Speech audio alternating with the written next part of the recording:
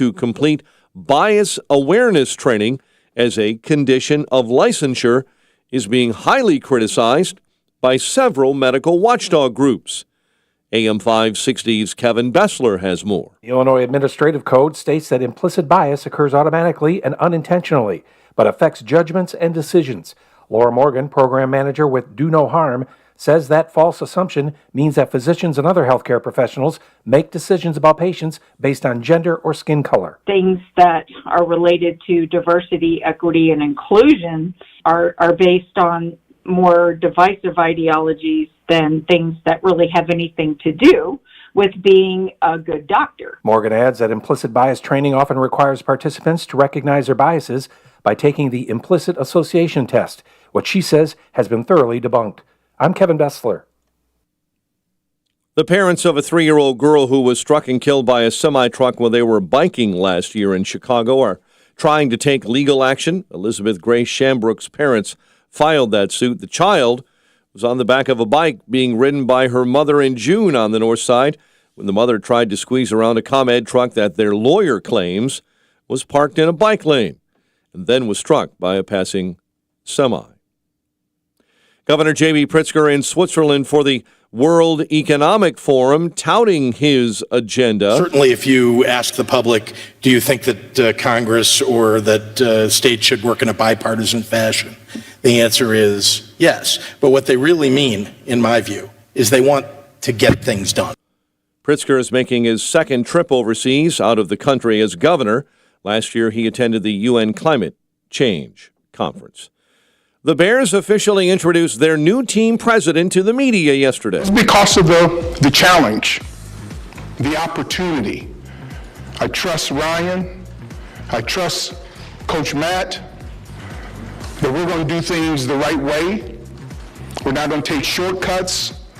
We're going to build an incredible franchise. Kevin Warren and Chairman George McCaskey both answered questions during a press conference at Hallis Hall yesterday. McCaskey telling reporters that GM Ryan Poles will now report directly to Warren. Meantime, Warren says he will focus his energy on building the new Bears Stadium on top of the old Arlington Park site. Blackhawks overcame a 2-goal deficit in a 4-3 overtime win over Buffalo at the UC. Seth Jones tied the game with less than a minute left in regulation. Jones also knocked in the game winner in the extra frame. College hoops, Notre Dame's Fighting Irish got off to a slow start in an 84-71 loss to Florida State at the Joyce Center. Valpo beat UIC 76-66, and NIU took down Miami in the MAC. The news, a service of the AM 560 store. Order T-shirts, hoodies, and more from your favorite AM 560 brands, including Proft University and The Sean Thompson Show. And a check of traffic and weather on the way next on AM 560. Brandon Tatum says it can't all be about race. Since a magazine, they get roasted for claiming that football is racist after Damar Hamlin collapses. Listen, let me tell you something. If you walking through life and everything is about race, you should be ashamed of yourself. You should be stripped of your titles and go lay down somewhere. The Officer Tatum Show. Weeknights at 7, right before Jay Sekulow at 9 on AM 560. The Answer. People of the world, I am Chef Jose Andres, and I'm here with an important message. I'm speaking to you from downtown Quezon. As tonight gets dark, people are going to go to their homes without electricity, without water, and very often without much food to eat. This winter is going to be brutal not only for the people of Kherson, but for many, many Ukrainians all across Ukraine, but especially in the places that they've been recently liberated near the front lines. The people of Ukraine right now are fighting for freedom. We're here with a very simple ask. World Central Kitchen will be able to keep doing the work we've been doing over the last 8-9 months with your support. With your help together, I know we will not leave the people of Ukraine alone. You can't live forever, but your legacy can. At Catholic Cemeteries of Chicago, they've helped families set their legacies in stone for over 180 years. With interest-free financing and low monthly payments, now is the time to set your final wishes in place. Visit CatholicCemeteryChicago.org or call 708-236-5490 today to schedule a free consultation. Hey, it's Scott Tucker from Retirement Dakota with Scott Tucker. I'm here in the studio with my trusty co-host, Jim Tilley. Say hello, Jim Tilley. Hello, Jim Tilley. Jim, do you have a winter joke for us? Scott, why did the husband pour warm water on his computer?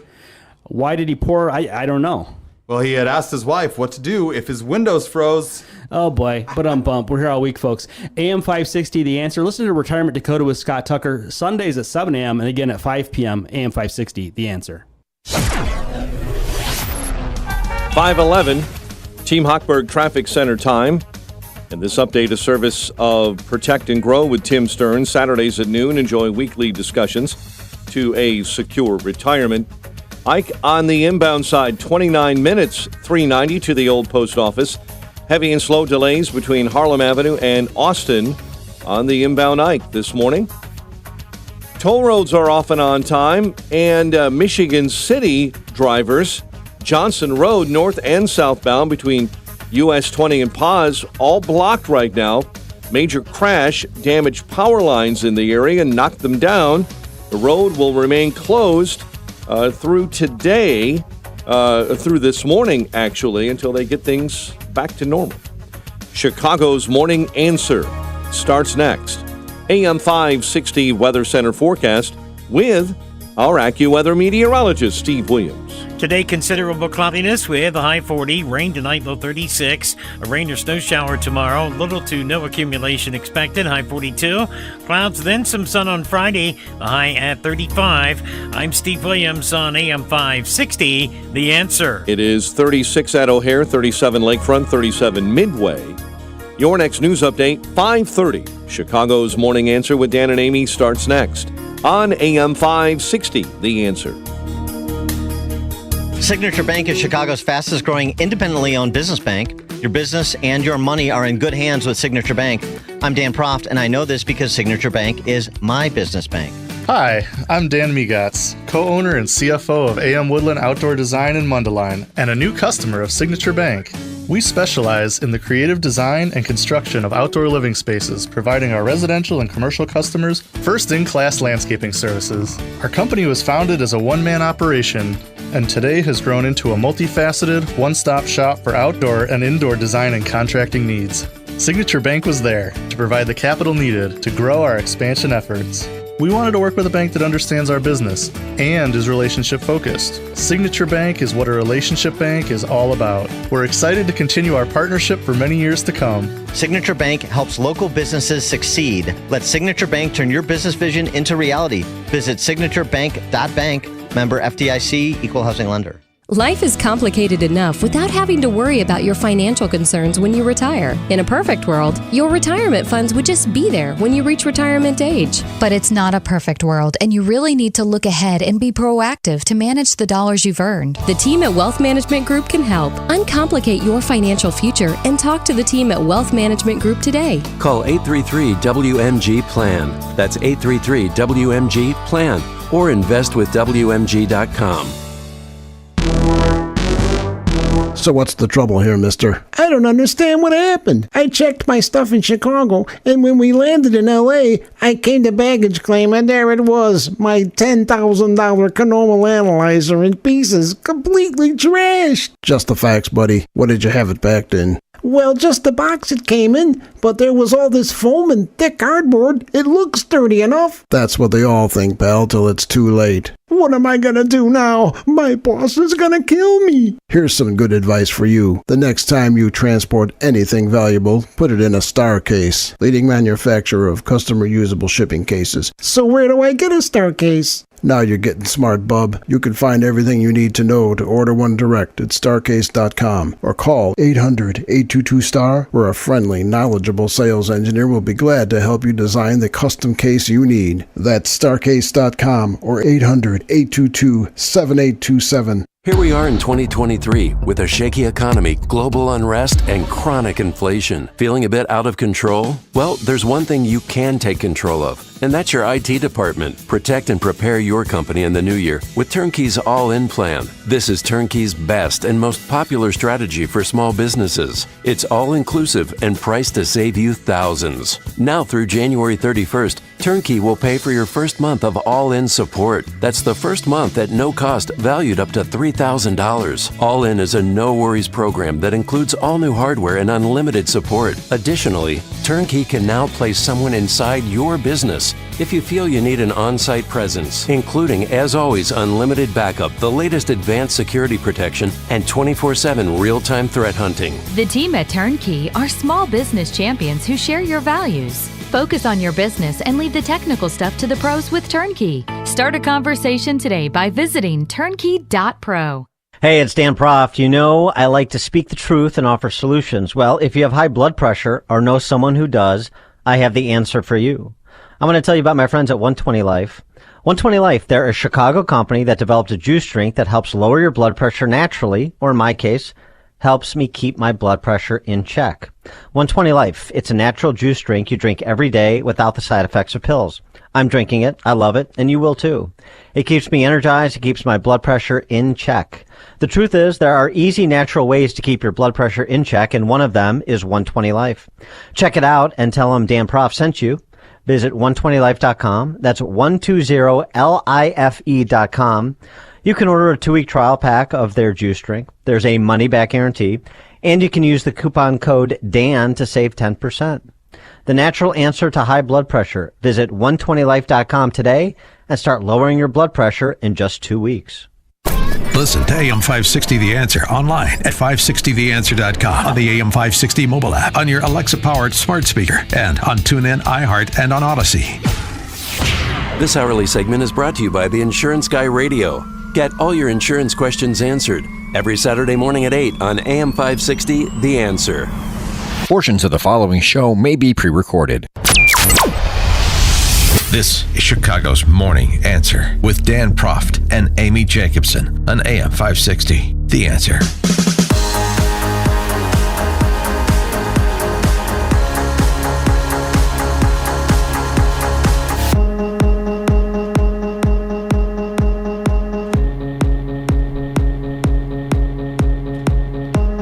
Top of the morning, Dan and Amy, after holiday break for Martin Luther King Day.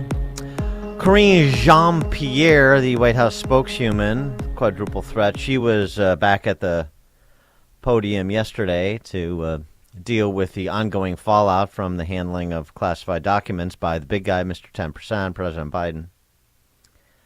And with the developments over the weekend, she was queried by the D.C. press corps about the statement she made in advance of the revelation on Saturday that there were more documents, classified documents, found at the big guy's compound in Delaware.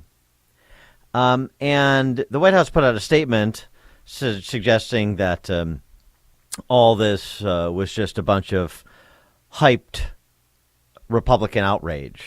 That's really what's happening here. There's no sort of underlying substance. So she was asked about it's limited to Republicans, and, well, here's what she had to say. Why I'm asking, though, because you've said that you don't want to interfere here and be prudent about the process, but the White House did post a statement saying that Republicans are faking outrage. So to that point, why shouldn't Americans be upset about documents found in a garage? That's for the American people to decide, right? That is for you all, or I'm sure going to talk to many folks out there. And have this conversation. But what we do know, right, what we do know from polling that we have seen over and over again, from your coverage, from what we hear, what the president goes out and talks to the American people, they also care about the economy, right? They also care about what is the president doing to lower costs, which is why he took historic action in making sure that gas prices went down at the gas pump. And we saw that happen by more than $1.70. And that's the work that the president's going to focus on. You think about the Inflation Reduction Act. That's going to lower prescription drug costs lower medical costs, right? When you think about that, lower energy costs. So that's going to be our focus here. We know that's what the American people truly care about as well, and it is very important for them that we do that work. Quite the spin, huh, there, Dan? Well, sure. Why would the American people be outraged, or why shouldn't they be outraged? Because gas prices are lower. I'm sure. Of course. That's on point.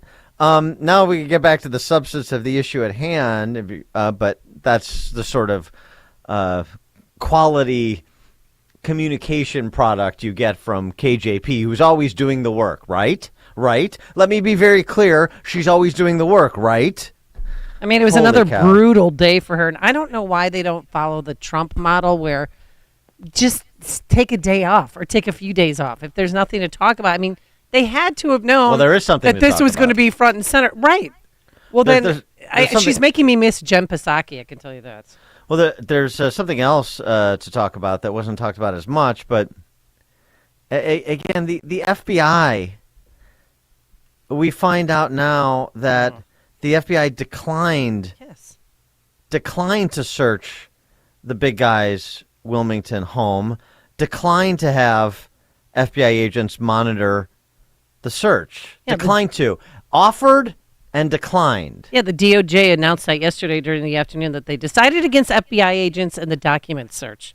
Oh, okay. Well, that's nice. Well, then why are you sitting on your hands? So Then on the one hand, at Mar-a-Lago, Trump's lawyers couldn't observe the FBI pouring through documents. On the other hand, in Wilmington, the FBI is not even interested in watching Biden's lawyers cobble together the documents that are relevant. Jonathan Turley, of course, George Washington University law professor, was on with Hannity last night, and he had this reaction. The fact is that by November 2nd, they had found highly classified documents. They did not know how many more existed. They did know that these documents likely had been transferred more than once and that they had been out there for probably 6 years. So in the midst of all of that, according to the Wall Street Journal, they were offered the opportunity to search the Biden residence. Now, why on earth would the FBI not take that opportunity? I mean, what is the possible reason for saying, no, we're really not inclined to do that. You're embarrassing us. You go ahead and do it. It's bizarre. And so not only did they allow uncleared lawyers to look for highly classified information, but those lawyers then continue to find them over 60 days, and the FBI doesn't seem to have done a thing. But the documents themselves, the search for those documents, remained in private counsel's hands. And that works to the advantage of the president. It means that all those initial discoveries, we will have to take the word of counsel of how they were found, the conditions they were found in, whether they were observable. They have no security clearance, Biden's attorneys. Well, that's in addition to, but the FBI just not interested. Why? Because They're it's our politicized. friend. Oh, yeah, that's your buddy. Why would I turn in my buddy? Why would I snitch on a good friend? Well, it's not even turning in. It's I don't need to do my job. I trust my buddy to do my job. And according to his senior counsel, he claims that every time his Biden's attorneys come across something that says top secret, or they stop and they immediately close the box up and then hand it over to the DOJ. Yeah, who's buying that? Well, it doesn't matter. The larger point is we have to buy that because the FBI is not interested in doing the work, to borrow a phrase from KJP. Would you like to search the home? No, you do it. Let us know what you find.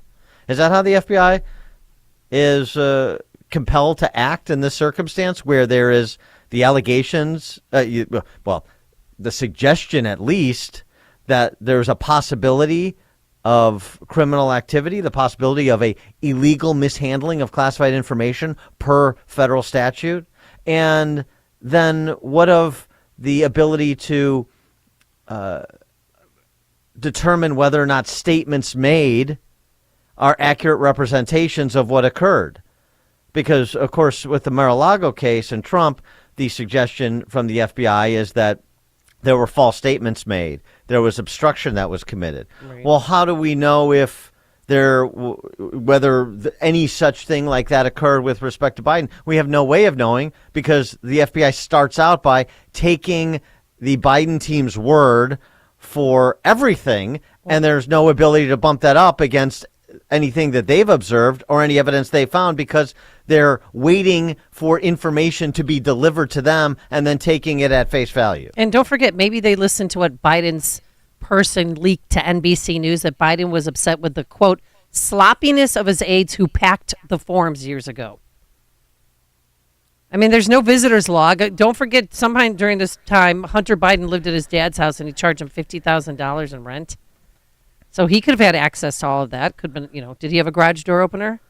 312-642-5600, turnkey.pro, answer line 64636. Type in DA, then a quick comment. I just feel bad because this is just such hypocrisy. There's one rules for people, and there's different rules for different people. Something else that James Freeman brings up in the Journal, too, I mean, just in terms of, again, to restate something we've been mentioning for the last several days, is we're picking up this story in the middle.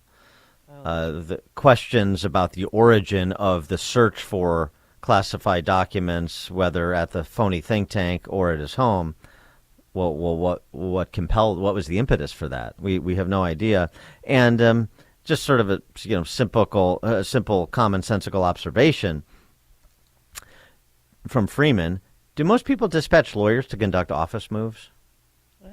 So not just who selected the documents to be taken when Joe Biden left the White House, who directed them to be taken to the home, where to put them in the home, when to move them to the phony think tank, and then who dispatched the lawyers to obtain the documents and move them from point A to point B and maybe back from point B to point A. Who knows? We don't know. And why would you dispatch lawyers? Because you knew they were sensitive, classified documents, even though, as KJP keeps telling us, as the president has repeatedly said, he's on record on this, as if being on record is the end of the discussion. It's not possible that the president could be on the record and make something up. I mean, it's not like he's been doing that for the better part of 5 decades in public office. But okay. He's on record as saying what? He's on record saying I didn't know about it, and I take classified information very seriously, and everything happened inadvertently, and on advice of counsel, I'm not going to ask about what is contained in those documents. Well, those are material statements that could be challenged based on the answers to some of these predicate questions that we don't have. Simple question coming in on our text line. Why does Biden have the documents, and why does he need them? Well, those are the questions we've been waiting for. And the media is not going to stop. KJP thinks it's going to be any easier today. No, it's not. And Biden has been running away from the media for 4 days straight now. And again, you had some of the documents, if indeed they were related to Ukraine, found in his library at home. Well, that he was working, the assertion is he was working on a book about Ukraine. Okay, well, fine. And maybe he even had, maybe his access to the documents related to Ukraine that he was using to put together his book, and then he was going to submit to the State Department for, security clearance review. Well, but you just said you don't know anything about the documents. See, you're right. So which, if that's true, and again, this is all rumor and reporting because there is a complete, lack of forthrightness about this, and the more KJP talks about how forthright they are, the more they haven't been. But just take this suggestion as a cover story and bump it up against the actual statements that are made, and you can't make them wash. Mark and Rochelle, you're on Chicago's Morning Answer. Yeah, if I remember right, when they say that Trump was uncooperative, why did he let them come in and see it, and they told him to put an additional lock on? Right. I don't get it. What? So anyway. Well, and why did the FBI raid Barron's room and Melania's closet and all of that? And they didn't do anything of the sort at all on Biden. Biden's attorneys will handle it. I can understand why the FBI wouldn't want to go through Jill Biden's underwear drawer. Dan and Amy, Chicago's Morning Answer. Coming up on Chicago's Morning Answer, John Kerry is pinching himself over his attendance to the World Economic Forum in Davos, 538. And why is the FBI director in Davos? Now let's head into the newsroom. Here is Mike Scott. 36 degrees at 5:30 on AM 560. The Answer. Ukraine's interior minister and at least 17 others are dead after a helicopter crashes beside a primary school in a Kyiv suburb. The State Emergency Service helicopter came down near a nursery school in Brovary, just outside the capital Kyiv. Among those who died, Interior Minister Denis Monastyrsky and his second-in-command, Yevgeny Yanin. At least 3 of the dead are children. 29 other people, including 15 kids, were hurt. It's not immediately clear what caused the helicopter to come down. Officials haven't made any suggestion of a Russian attack in the area at the time. Jonathan Savage, Fox News. A tsunami warning is no longer in effect after a powerful earthquake struck near eastern Indonesia. It was a magnitude 7.2 quake. The White House staying tight-lipped about the classified documents scandal. Mark Mayfield is in Washington. Press Secretary Karine Jean-Pierre refused to give any more information on the controversy and referred reporters to the White House counsel's office and the Department of Justice. Jean-Pierre emphasized, however, that the administration is fully cooperating with the investigation into Biden's handling of classified material from his time as vice president. A special counsel is looking into whether or not any laws were broken. I'm Mark Mayfield. The man accused of killing 23 at an El Paso, Texas Walmart in 2019 will not face the death penalty in his trial. The U.S. Attorney's Office of the Western District of Texas says they will not seek to execute Patrick Crusius, facing 22 counts of murder. A mother and son are dead in Alaska, attacked by a polar bear. State troopers made the announcement, saying the bear fatally attacked an adult woman and her child before someone shot and killed the animal. A Republican congressman from Indiana is looking for a promotion. I'm Jim Banks. I'm running for the United States Senate. Banks made it official with a tweet that was accompanied by that video saying, "We need conservatives in Washington who are not afraid to fight." Banks' announcement comes as current GOP Senator Mike Braun is running for Indiana governor. 2 suburban police officers are facing federal corruption charges. Patrol Officer Antoine Larry and Sergeant Jared Snowden served on the Phoenix Police Department. Chicago area residents could see their electric bills go sky high in 2024. ComEd filed a request yesterday for a record high 4-year, $1.5 billion rate increase. A decision could be made by December. A 14-year-old boy is accused of committing a string of armed robberies on Chicago's South Side. The teen was arrested Monday morning in the 1700 block of East 84th Place and charged with armed robbery for the break-ins that took place late last year. And the National Weather Service officially confirming that 9 tornadoes touched down in central Illinois in early January. After initially reporting 8, an additional tornado was added in Decatur. 9 confirmed tornadoes is the most in January since 1989.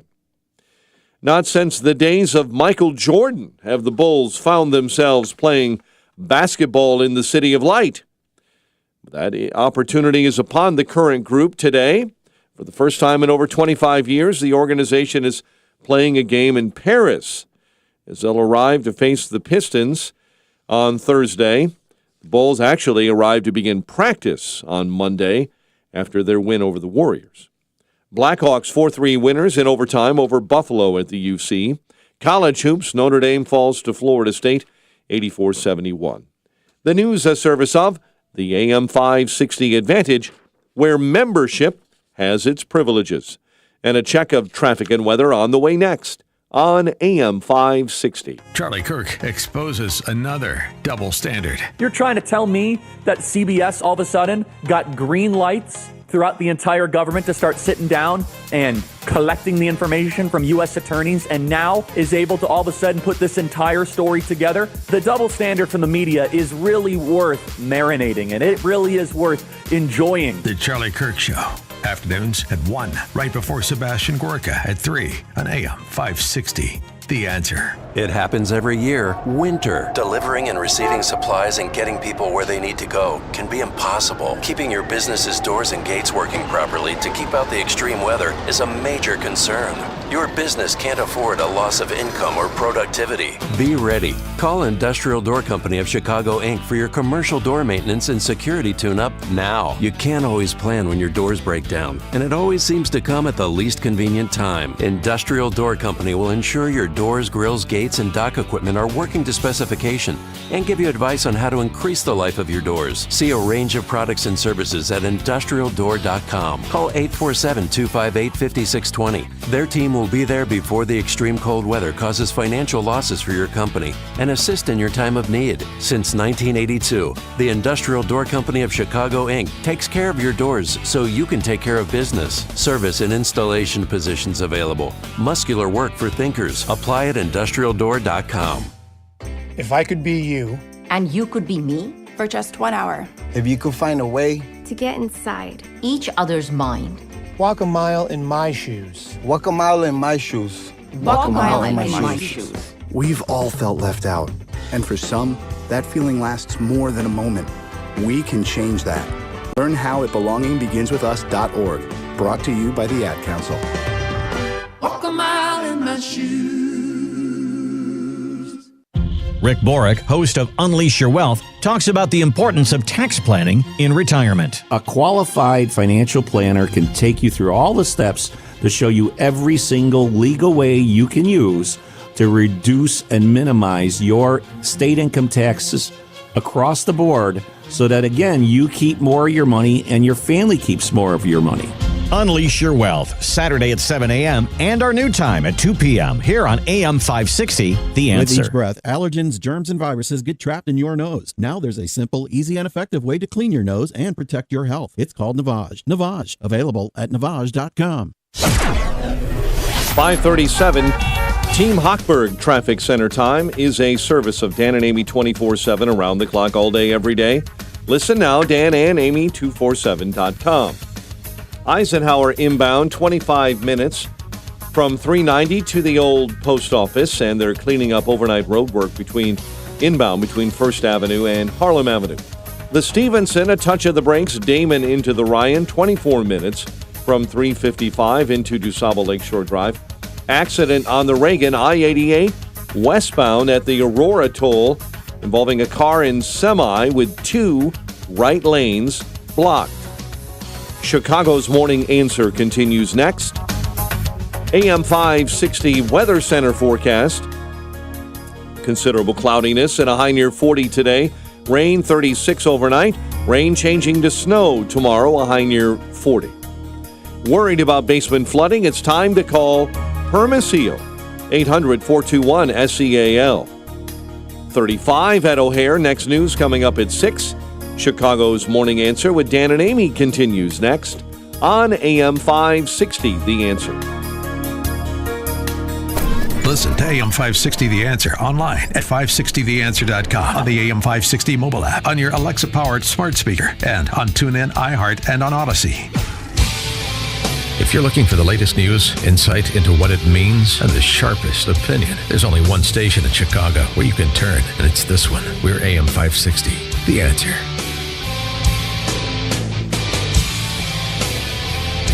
Top of the morning, Dan and Amy. So this conference of insufferable galactic asshats in Davos, Switzerland has begun. And that's good, Dan. Yeah. Yeah. They're there to deal with the poly crisis, as they describe it, while engaging in some polyamory with all the prostitutes that are also attending Davos. Interesting.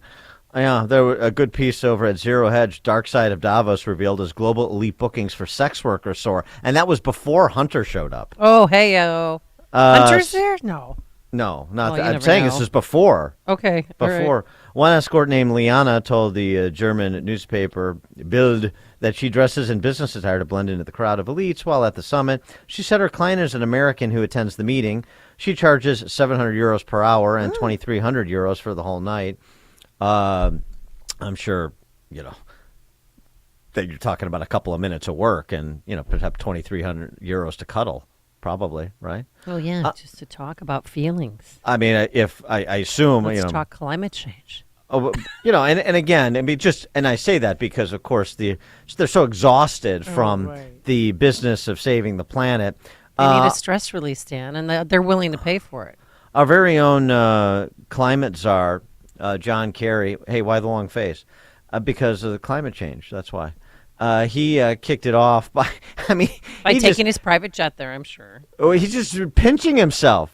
He can't believe he's part of this august group that's here to save the planet, and he is. And when you stop and think about it, it's pretty extraordinary that we, select group of human beings, because of whatever touched us at some point in our lives, are able to sit in a room and come together and actually talk about saving the planet. I mean, it's so almost extraterrestrial to think about, quote, saving the planet. And if you said that to most people, they think you're just a crazy tree-hugging, lefty, liberal, do-gooder, whatever, and there's no relationship. But really, that's where we are. I can't believe it. We're actually doing it. When can I touch myself? Oh, my God, and where? It's exciting, isn't it? I'm proud to have America's leadership there, aren't you? 312-642-5600, turnkey.pro answer line. 64636DA, turnkey.pro text line. And, of course, you can talk about a select group of people that have gathered to save the planet by speechifying to one another without including former CNN Magic cue ball Brian Stelter. Oh, my God. The king of misinformation. I remember he fell hook, line, and sinker for the Jussie Smollett case. Didn't question it. Oh, this is an atrocity. Select group of people that are there to save the planet, and one of the things they have to save the planet from, disinformation. Yeah. And so you bring in some, off-the-shelf Democrat socialists like Seth Moulton from Massachusetts, and you bring in this European Commission VP for Transparency and Values. Just a touch Orwellian. We'll get to her in a second. And you bring in, of course, the editor-in-chief or publisher, I guess now, A.B. Sulzberger. The torch has been handed. Talking about the threat that misinformation poses for, saving the planet. Talk from the newsroom and the news publishing perspective, and then we'll work our way toward some of the political parts of the conversation. How does this discussion of disinformation relate to everything else happening here today in Davos? Well, first, thanks for having me as part of this conversation. Thank you. As you can imagine, this is something I really care deeply about. So I think if you look at this question of disinformation, I think it maps basically to every other major challenge that we are grappling with as a society, and particularly the most existential among them. So disinformation and the broader set of misinformation, conspiracy, propaganda, clickbait, the broader mix of bad information that's corrupting the information ecosystem. What it attacks is trust. And once you see trust decline, what you then see is societies start to fracture. And so you see people fracture along tribal lines, and that immediately undermines pluralism. Mm-hmm. And, the undermining of pluralism is probably the most dangerous thing that can happen to a democracy. So I think if you're spending this week thinking about the health of democracies and democratic erosion, I think it's really important to work your way back up to where this starts. As one of the smartest people on the planet, he would have you believe. Please. These are the select group of people who are touched by something or someone, and now they have convened to save the planet, and they just can't believe it. And those are the kinds of riffs that you hear from these pseudo-intellectuals like A.B. Sulzberger. First of all, just a point of order. I mean, there would never be anything like this in this confab, because it's just one big circle jerk. And I mean that literally, according to the prostitutes there. the idea that people start to consume only content that reinforces their view, I don't think that's a good thing. However, it does not necessarily logically follow that it undermines peaceful pluralism. Because I don't want to read the New York Times doesn't mean that I'm an insurrectionist, which is what A.B. Sulzberger seems to be indicating. And if you don't think that's what he was indicating, then let me follow up with a little bit more A.B. Sulzberger, where he answers the question, where does this all start? And you'll be surprised to learn it all starts with Trump. He doesn't use Trump's name, but he used Trump's verbiage. Term fake news and then disinformation, it was popularized 6 years ago at this point. Where are we today versus then? What do you mean, where are we today versus then? So this was a hot, popular topic. Yeah. There was an awakening about it. The social networks felt pressure. But now where are we? And same question for Jeannie, but where are we today? Oh, I see. Yeah, it's a great, and to be clear, actually, terms like fake news and enemies of the people have been popularized cyclically in society in some of the most, repressive and dangerous moments, Nazi Germany, Stalinist Russia, right? So I think anytime we're hearing language like that applied to, a free press, or more broadly free expression, I think we should be really worried. Look, fake news, enemy of the people, those are the kind of phrases that you've been used in the most villainous regimes in world history. Stalinist Russia, Nazi Germany, the Trump administration, in no particular order. No order, yeah. Uh-huh. That's where it all started. And to criticize the New York Times or the allied members of that echo chamber is to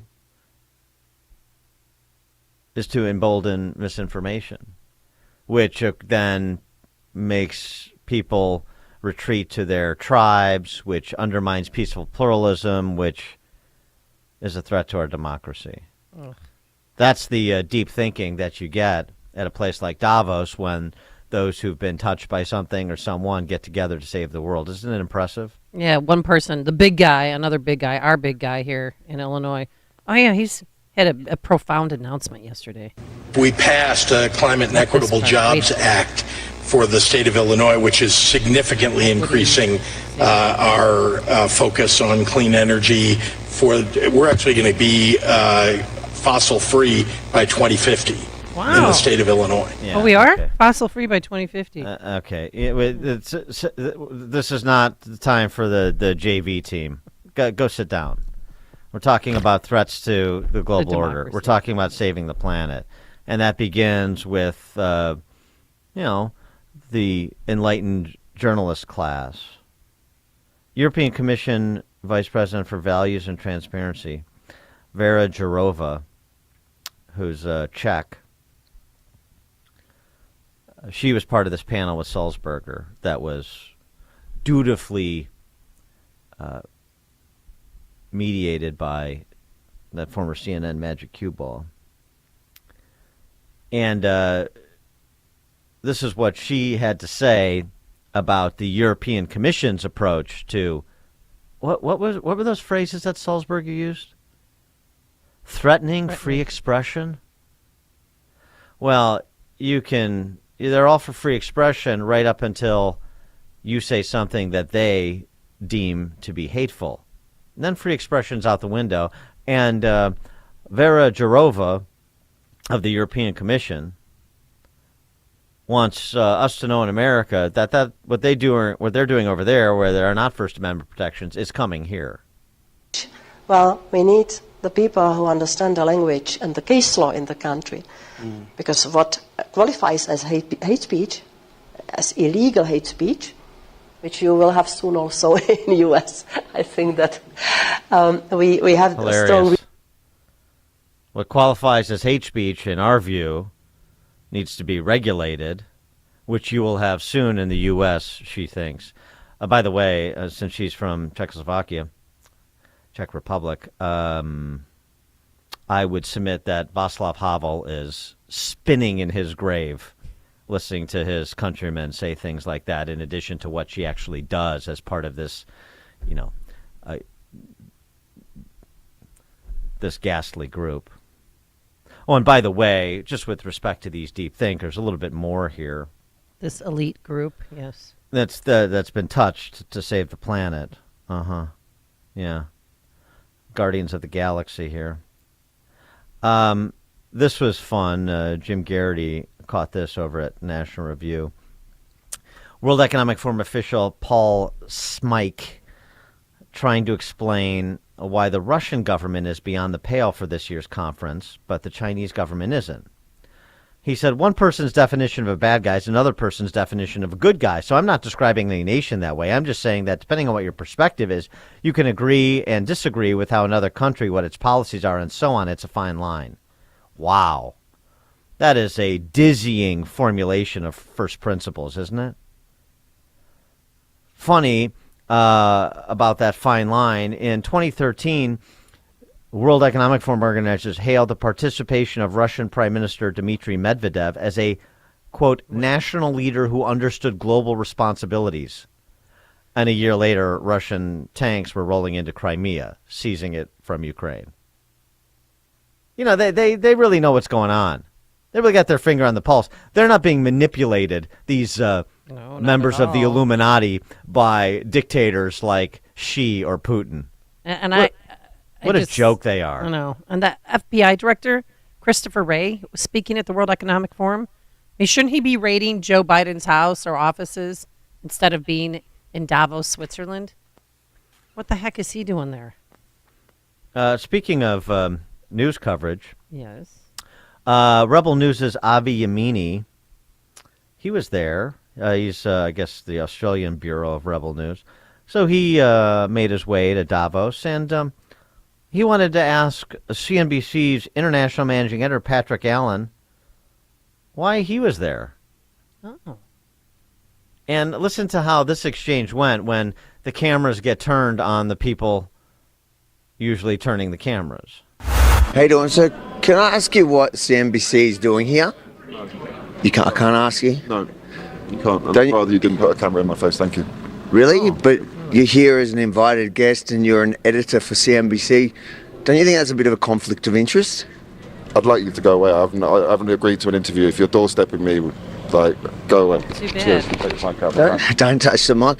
Get away from me. You're meant to speak. You're meant to be speaking truth to power. Are you here just to take your marching orders? Is that what you're here for? Do you want to go away? Not really. I'm here to do what you should be doing. Yeah? Please take this out of my mouth. I'm going to have you escorted off for security. All right. Do that. There you go. CNBC. Their job is supposed to be doing what he's complaining I'm doing. Mm-hmm. And, you know, it's funny, first of all, that, right, Pam Zeckman running down, I always picture Pam Zeckman running down the street trying to get some target of an investigative report on camera when the cameras are turned on those who control the cameras and how they react.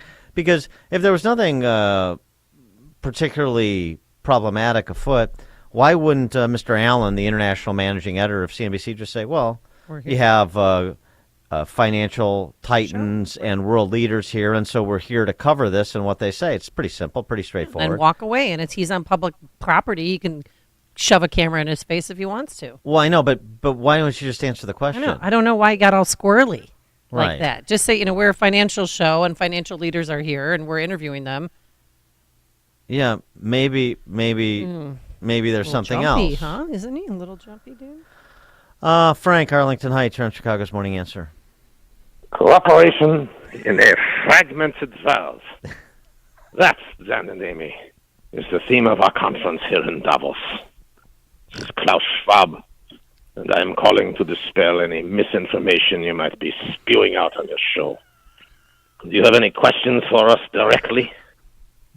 What did you think of what A.B. Sulzberger had to say, what the panel on misinformation offered, Mr. Schwab? I think we need to master the future. That is what I think we are planning on doing here. Your governor of Illinois, Governor J.B. Pritzker, is here, and he is looking out for your state in the future. Last year it was Governor Holcomb from Indiana. We are colonizing the Midwest. That is our future. Thanks for the call, Frank Klaus Schwab. Very good. Very good, Frank. By the way, 50 years ago, there was a different set of real intellectuals who met in the Alps, and that was Friedrich von Hayek, and I believe Ludwig von Mises was there. It was called the Mont Pelerin Society. Yeah, and that's their solution for saving the world was freedom, not what these guys are doing. Well, that's exactly right. Good contrast. Thanks for the call, Silencing Frank. hate speech is their thing. And who determines what's hate speech? As many people have observed, but it bears repeating. Do you ever get the feeling, you ever pick up the vibe from all these people that, the planet would be a wonderful place if it weren't for me and you and people who aren't them? Or to the extent that we're allowed to exist, you better follow the program. Otherwise, we may have to reduce your carbon footprint to zero. John in Wakanda, you're on Chicago's Morning Answer. Dan and Amy, good morning. Yeah, Frank is great, isn't he? How about that clip, you want to go away? Not really. Anyway, Pritzker. Pritzker's going to be looked over for president, isn't he? He probably told his wife, hey, honey, did I do enough this time? I passed the Safety Act and Assault Weapons Ban. He thinks he's been looked over. And as we recall from those Blagojevich tapes, whenever somebody's over him and he wants to get a job, he's just fawning, giggling. He's just a suck-up. And that's what he's doing there. They're looking him over like a prize hog at the state fair. Yeah, that's exactly right. He's getting looked over for president. Perfect simile. Looking him over like a prize hog at the state fair. That's exactly what they're doing. Thanks for the call, John. By the way, speaking of misinformation and it coming to a country near you, like the one you're currently residing in, the Centers for Control, or Centers for Disease Control, depending on your perspective, pledge $1 million for the development of a public health tool to predict the virality of vaccine misinformation narratives. No.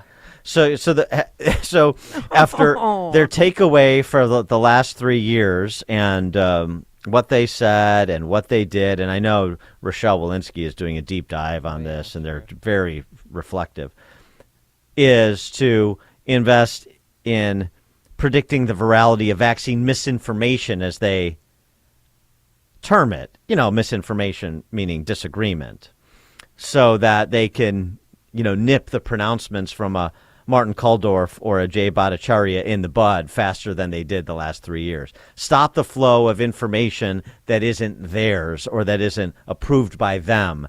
That's where the CDC is making an investment. That's what they learned from the last 3 years. Right. Tom in Deer Park. Yeah, good morning. Dan, there's nothing new under the sun. And this crew has been going on. This stuff preceded MAGA and preceded the right-wing wave across the planet. So, I'm not MAGA, but with this sort of stuff, there's no middle that can combat this. It's going to get a backlash and a severe one. And that's my opinion, what we're seeing here in the U.S. This stuff preceded MAGA. And the right-wing wave across South America and Eastern Europe, people are the one that beget that stuff. Not the people living in the Midwest trying to heat their house and cook their dinner. Thanks for the call, Tom. Coming up at 6:06, our latest installment of the Campus Beat, we tackle that UIC faculty strike.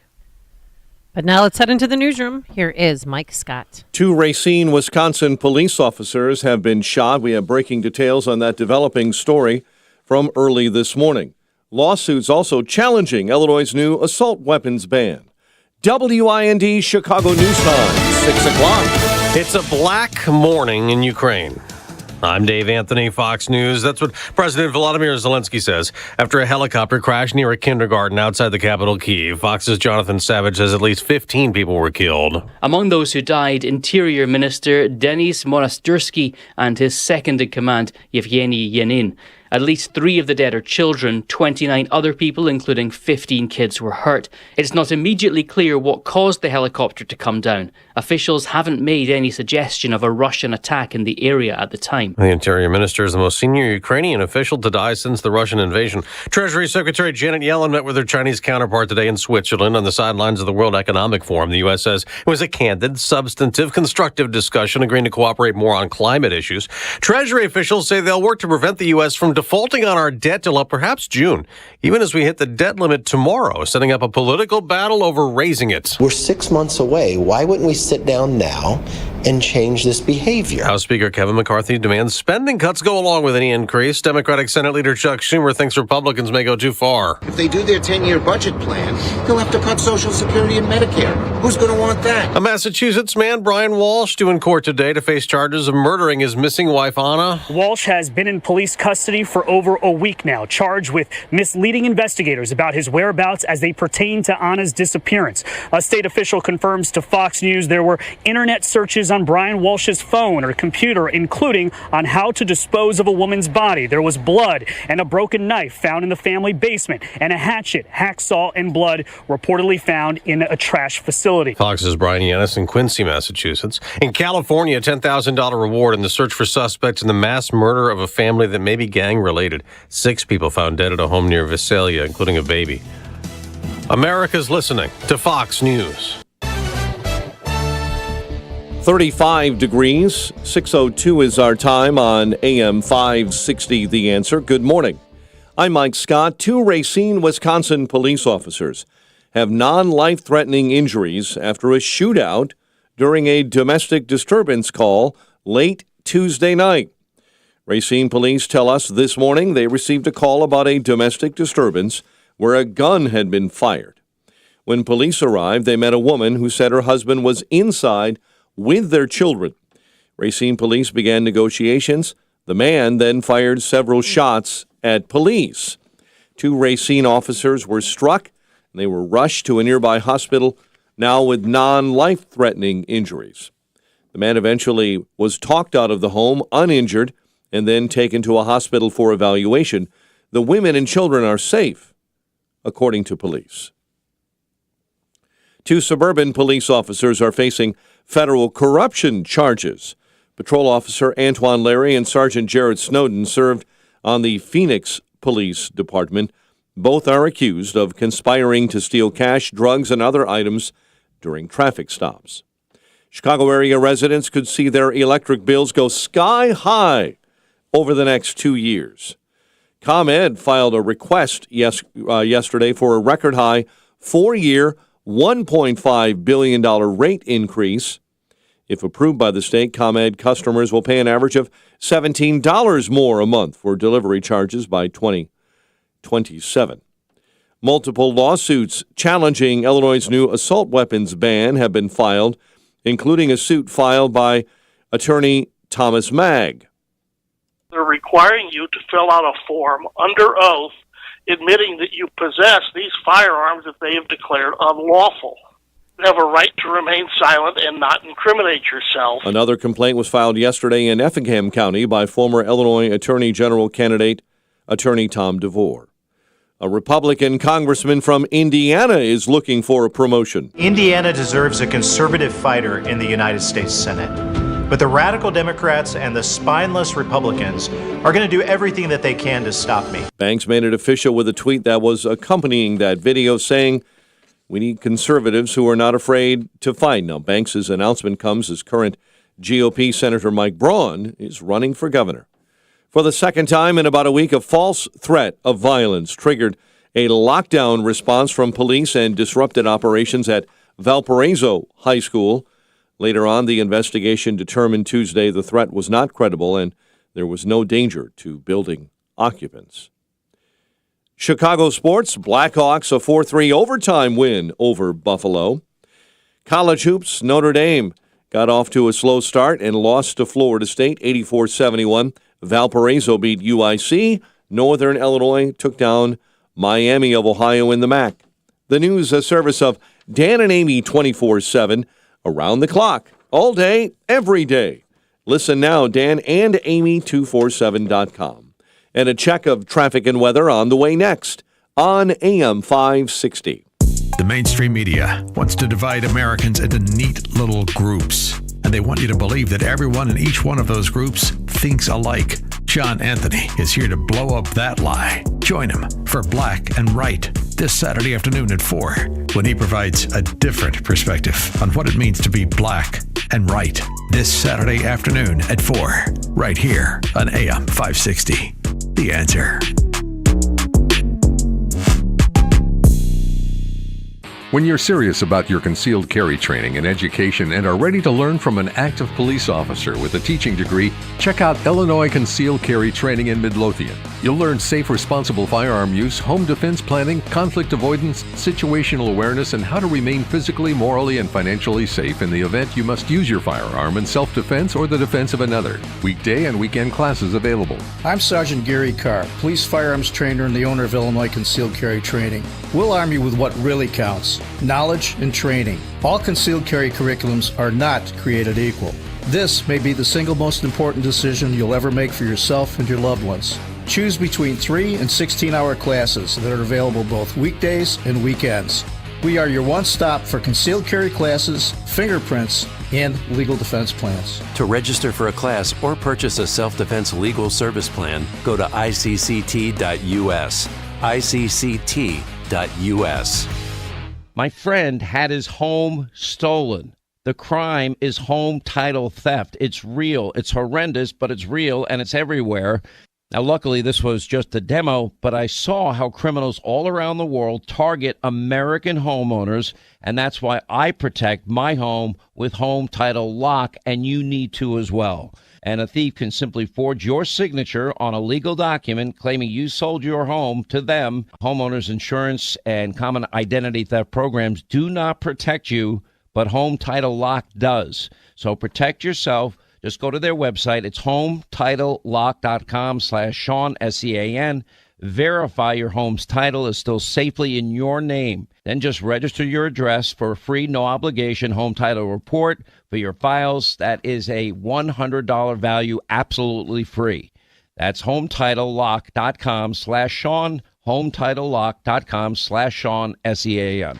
Dan Proft and Amy Jacobson here. And if you're a small business owner or make the marketing or advertising decisions for your business, then listen up. Our annual Food for the Poor campaign is underway, and this year we're helping to raise money for children and their families in Latin America and the Caribbean who are desperate for access to food. Millions of people, including many children, are suffering because of food insecurity. They simply don't know where they will find their next meal. Here's how your business can be part of the solution. Become a Food for the Poor business benefactor. Just make a $2,500 tax-deductible donation to Food for the Poor, and AM 560 will give you 40 one-minute commercials to air right here on AM 560 The Answer between 5 a.m. and 8 p.m. Monday through Friday at no additional cost to you. And through the generosity of your business, you'll be helping to feed more than 70 children for a year. To take advantage of this deal, just call Anjanette Natkowski at 847-472-8951 or go to 560theanswer.com/food for the poor. 6:09. Let's get an update on the roads in the Team Hochberg Traffic Center, a service of the daily podcast of Chicago's Morning Answer and the Sean Thompson Show. Ike inbound at 28 minutes now from 390 into the old post office. Stevenson 23 from 355 into DuSable Lakeshore Drive.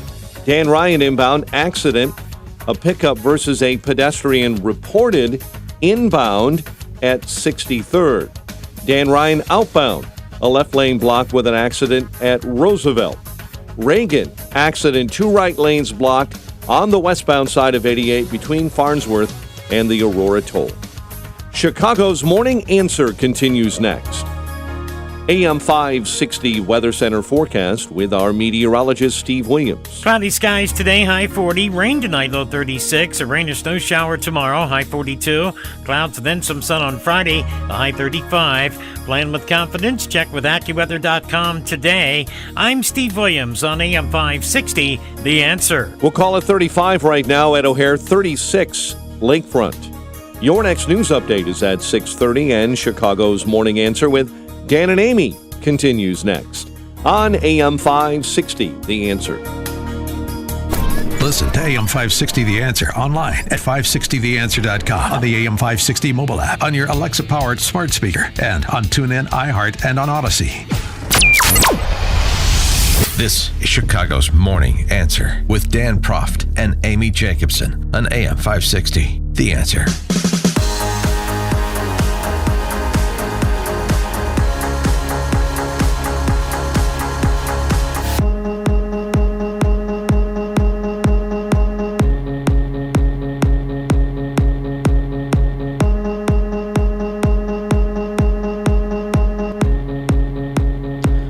Top of the morning, Dan and Amy. The medical community, medical professionals, and educators conspiring with one another.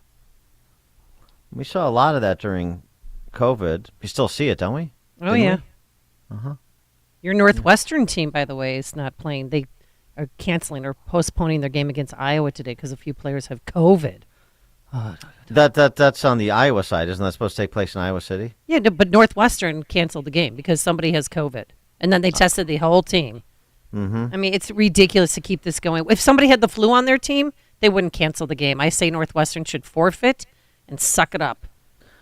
Well, ridiculous. We'll talk more about COVID, particularly because later in the show we have astrophysicist Neil deGrasse Tyson on. Ooh, that'll be an interesting conversation. He's a big proponent of vax mandates. Uh-huh. Yeah.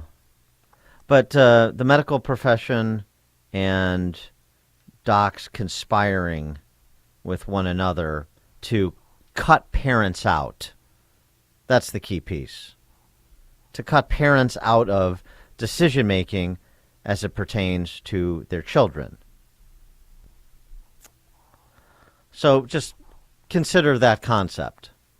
And if you believe that presents a real threat to you and your family. And then we have another example of where this business of gender ideology is going. All these employees of children's hospitals across the nation that we've brought you over the last year or so. We've got another one. Allison Simpson is a community navigator for Children's Hospital of Pittsburgh.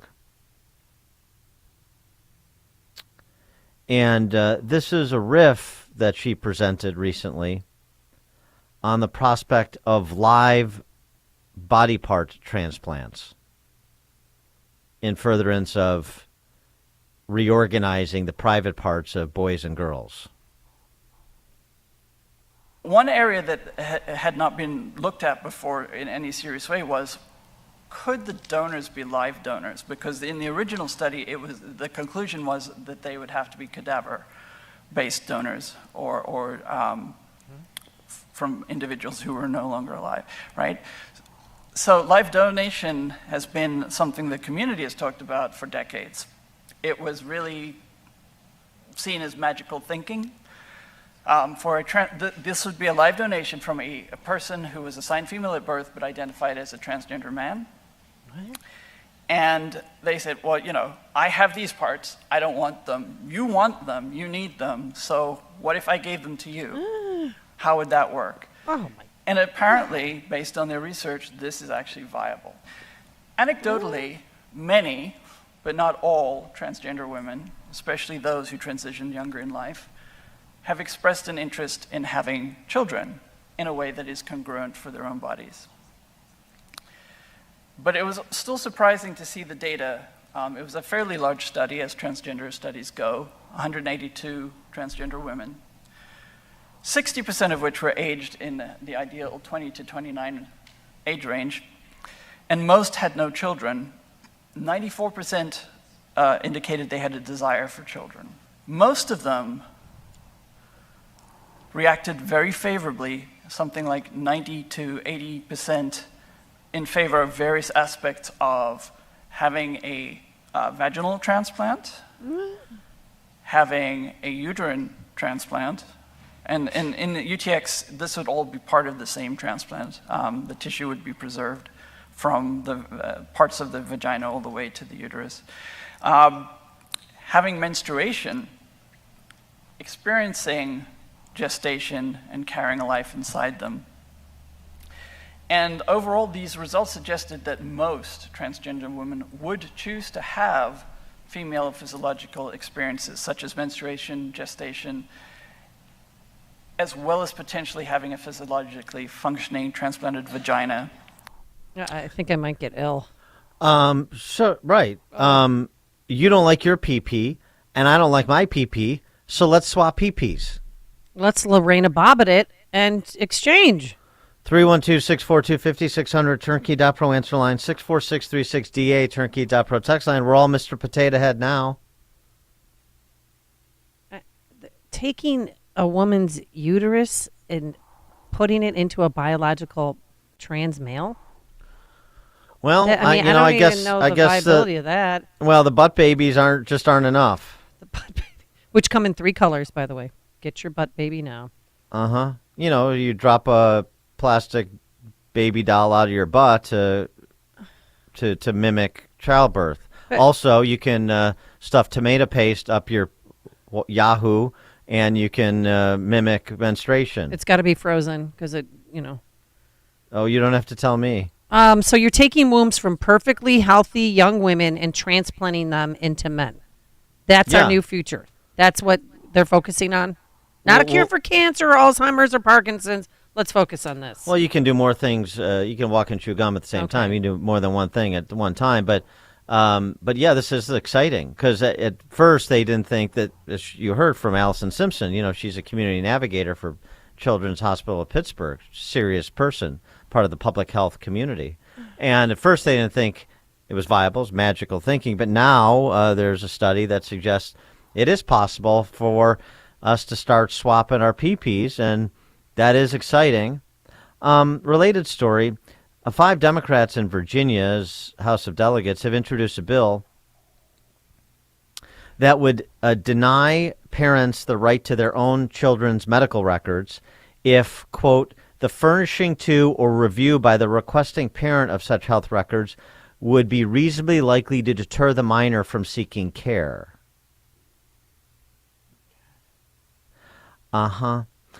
So this would medical professionals and counselors,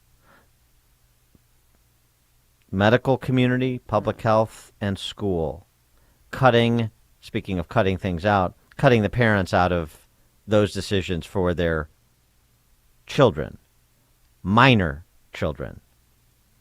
312-642-5600, turnkey.pro answer line, 64636. Type in DA, then a quick comment. Somebody tweeted out, American Life League, the uterus is not an accessory one swaps out like a handbag. Says you. Says them, we need to cater to whatever a person says they want in furtherance of whatever a person says they are. And, on the surgery side, make a little bit of money too. Oh, that's right. That's a business. How much are they going to make by 2030 with these transgender surgeries? Well, it's difficult to say. $5 billion? It's difficult to say because it's the explosion that's occurring. In Davis, California, the Joint Unified School Districts, a school district of Davis, California, there's a report out that 6% of the kids in that school district identify as trans. 6%. Oh, come on. Trans or non-binary, they said. I mean, that is a exponential explosion over a very short period of time. And it's leading some parents at that school district, parenthetical note, school board elections this April. It's leading some parents in the Davis, California school district to address the issue, like Allie Snyder. Here, my comments are for Davis parents and guardians. I urge you all to have face-to-face meetings with your kids, principals, and teachers to learn how gender is being taught to our students. Do you know that our teachers are asking our kids for their preferred pronouns? Both my 10 and 12-year-old were asked this by multiple teachers on the first day of school. This question is not kind. It is not inclusive. What is kind about forcing our kids to wonder if they may have been born in the wrong body? Gender ideology tells boys who like dresses that maybe they're really meant to be girls, so they should take puberty blockers that stunt them, cross-sex hormones that sterilize them, and surgeries that make them medical patients for life. Nothing about that message is kind. Kindness is simple. Tell boys who like dresses it's okay for boys to like dresses. Inclusivity is simple. Tell those boys they are still included in boyhood. What they like or dislike can't make them more or less of a boy, because being a boy is a male human child. This cannot be changed through social pressure, drugs, or surgeries. Of course, the same goes for gender nonconforming girls. Again, I urge you to get curious. Find out exactly what your kids are being taught. Practice kindness and inclusivity by letting kids be kids, and remind them no child is born in the wrong body. I second that emotion, particularly with respect to talk to your principal, talk to your kids' teachers. Make sure you actually know what's going on in your school as opposed to just thinking, because the stuff you hear on this show couldn't possibly be happening in my school, couldn't possibly be happening in my community. You know, that's the kind of stuff you hear in Pittsburgh or Nashville or Davis, California. But no, not in the civilized suburbs of Chicago, not where my kids go to school. At CPS, students can change their name and gender in the electronic database. They're not required to obtain a court order to do so for a name change or submit medical or psychological documentation to affect these changes, or get a parent's permission. So you could go and say, I want to be referred to as he. I know there was a student at Buffalo Grove who was referred to as Dash, because that's what they wanted to be called. More importantly than that is you know, and we've provided this evidence because there are a lot of people paying attention now, and a lot of parents, like some of those parents you heard in Davis, California, although, as you also heard, not without pushback. We know that the teachers' unions are directing teachers to conspire against parents.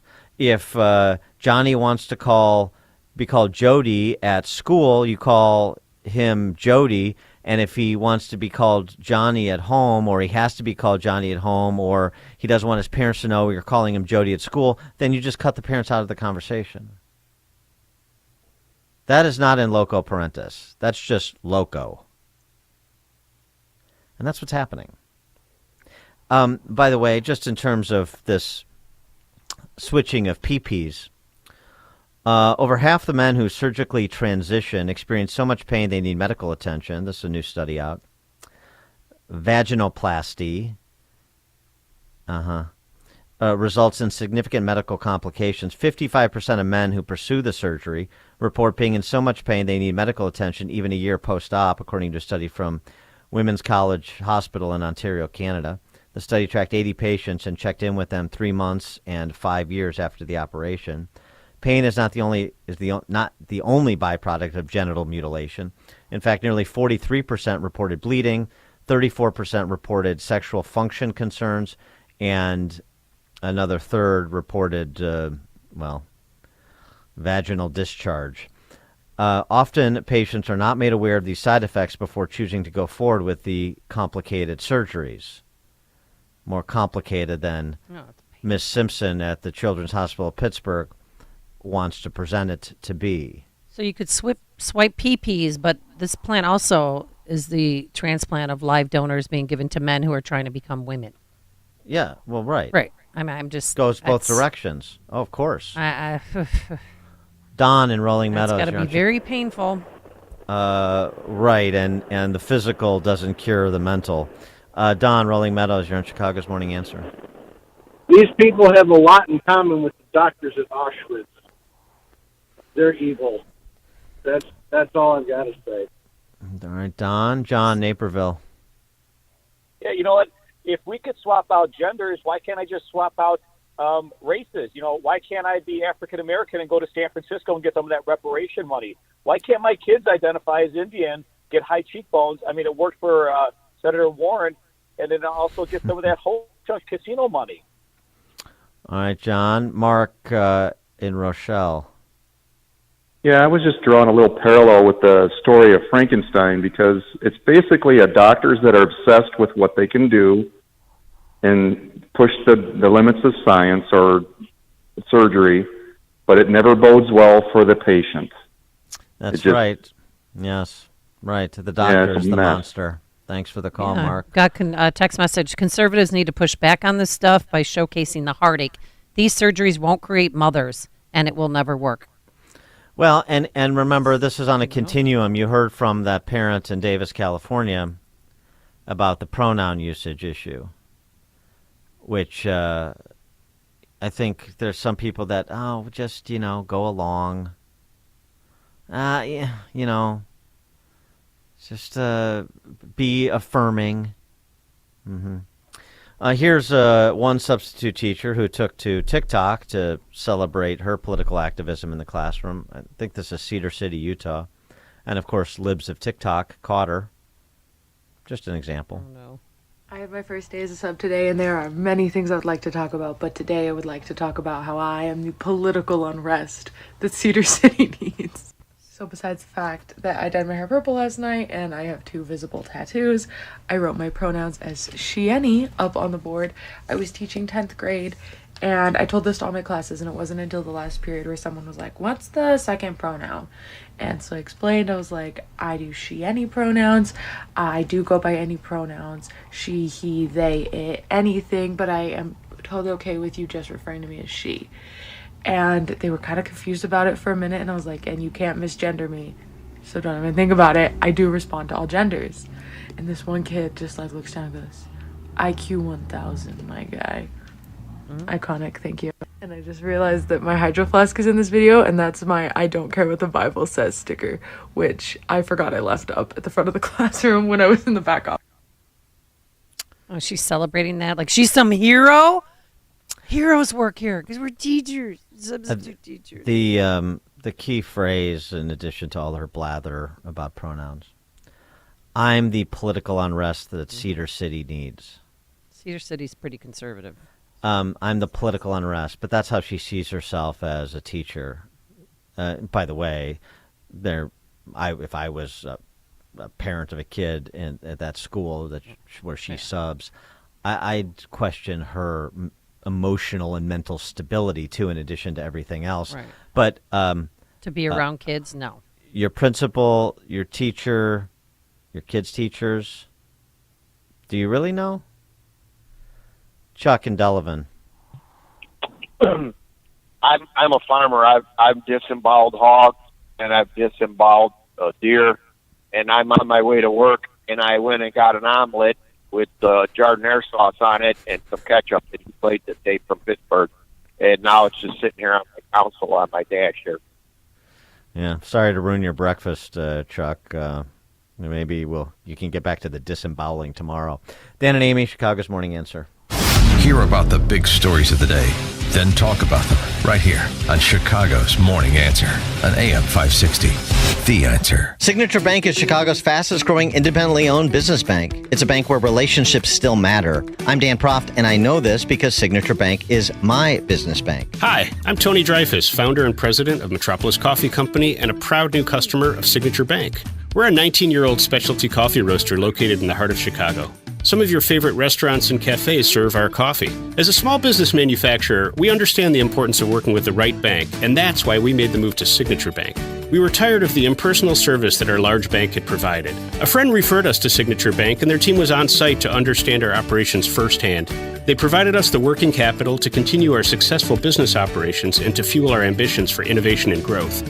We now have the flexibility to grow at our own pace. That personal touch, you can't find that at a large bank, but we found it at Signature, and we can't thank them enough. Signature Bank helps local businesses succeed. Let Signature Bank turn your business vision into reality. Visit signaturebank.bank. Member FDIC, Equal Housing Lender. Hi, it's Amy, and MyPillow is excited to bring you their biggest bedding sale ever. Get the Giza Dream bed sheets for as low as $29.98. A set of pillowcases for only $9.98. Folks, say look and feel great, which means an even better night's sleep for me, which is crucial for my busy schedule. So trust me, these sheets are ridiculously comfy. Rejuvenate your bed with a MyPillow mattress topper for as low as $99.99. They also have blankets in a variety of sizes, colors, and styles. They even have blankets for your pets. Get duvets, quilts, down comforters, body pillows, bolster pillows, and so much more, all with the biggest discounts ever.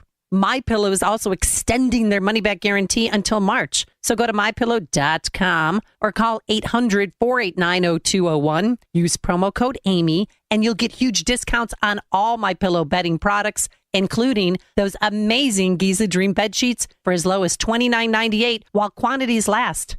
And don't forget to use promo code Amy for the best possible discounts available. The following is a paid political announcement. Why not Willie Wilson for mayor of Chicago? The criminals won't like Willie Wilson in the mayor's office. Fighting crime is Willie Wilson's first priority. The city isn't safe. The city streets, the CTA, are not safe. Willie Wilson knows that personally. My son was murdered. I know the anger, and I know the pain. Willie Wilson is ready to take on the criminals. Finally, Chicago, do it right. Willie Wilson for mayor.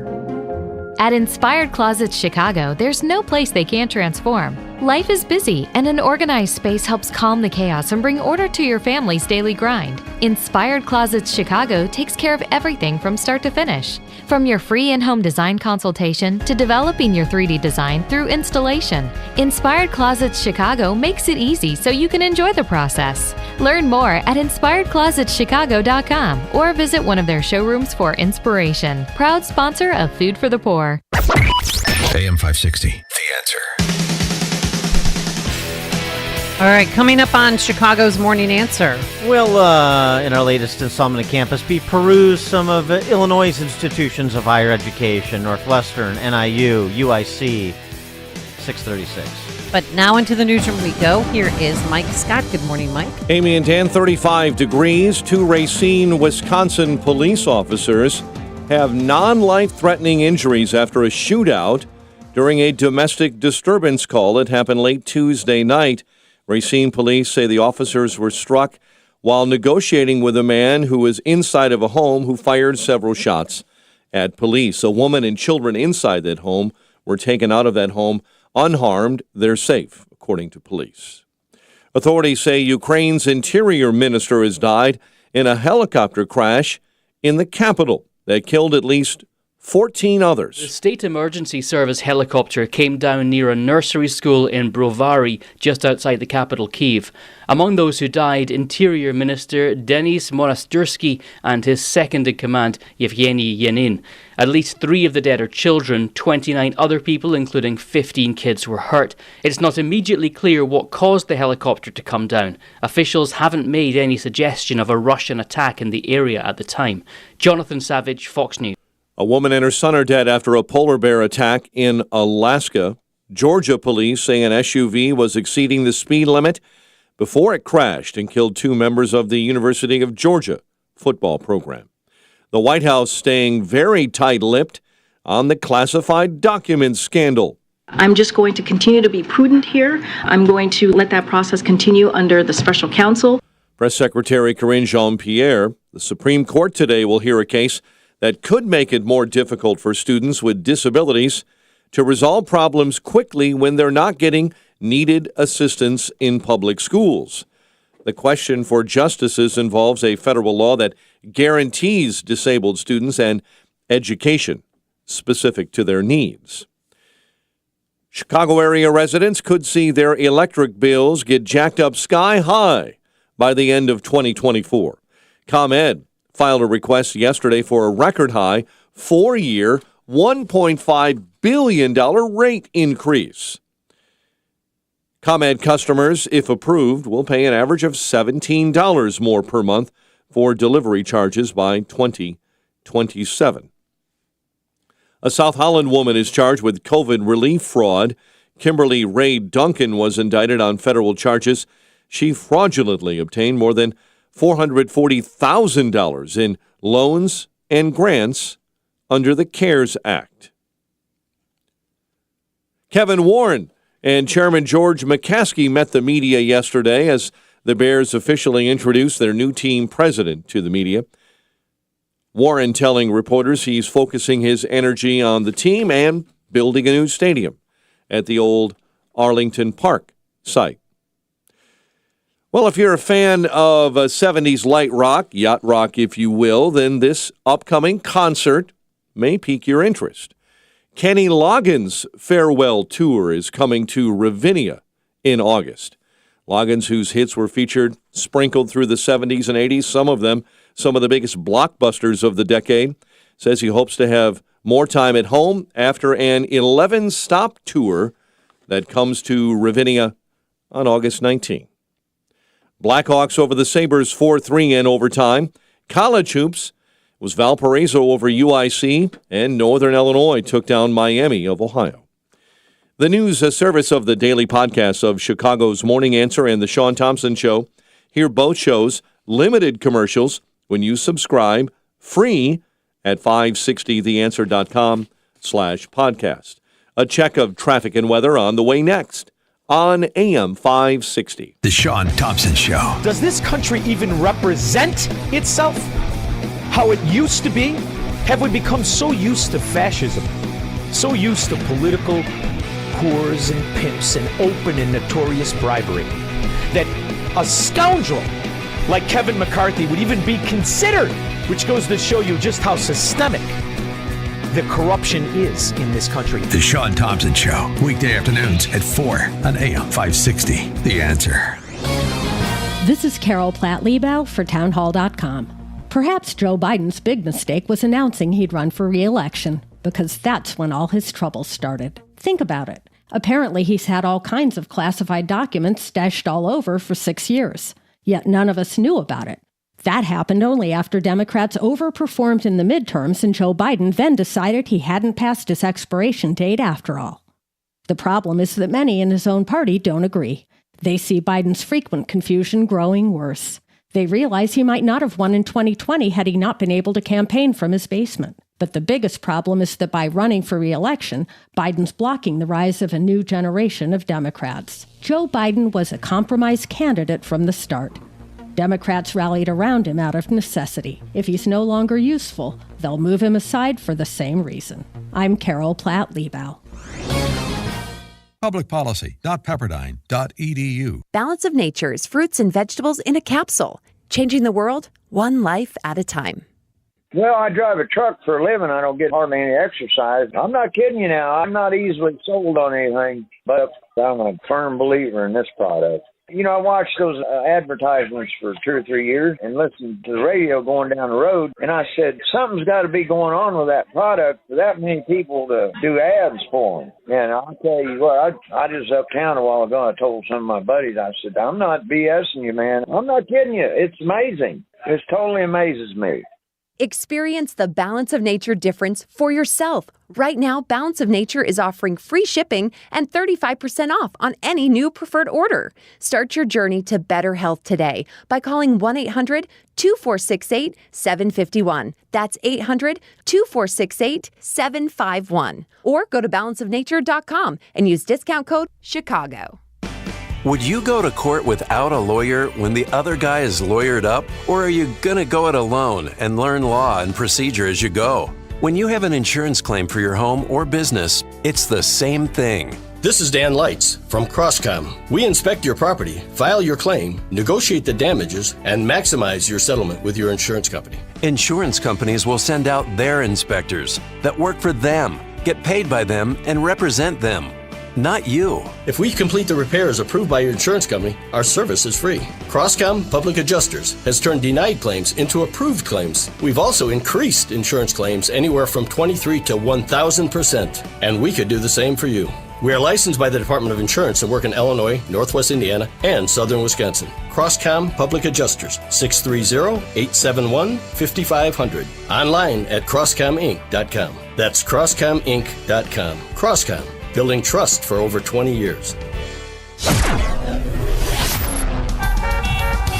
6:39, Team Hochberg Traffic Center time is a service of Blindster.com.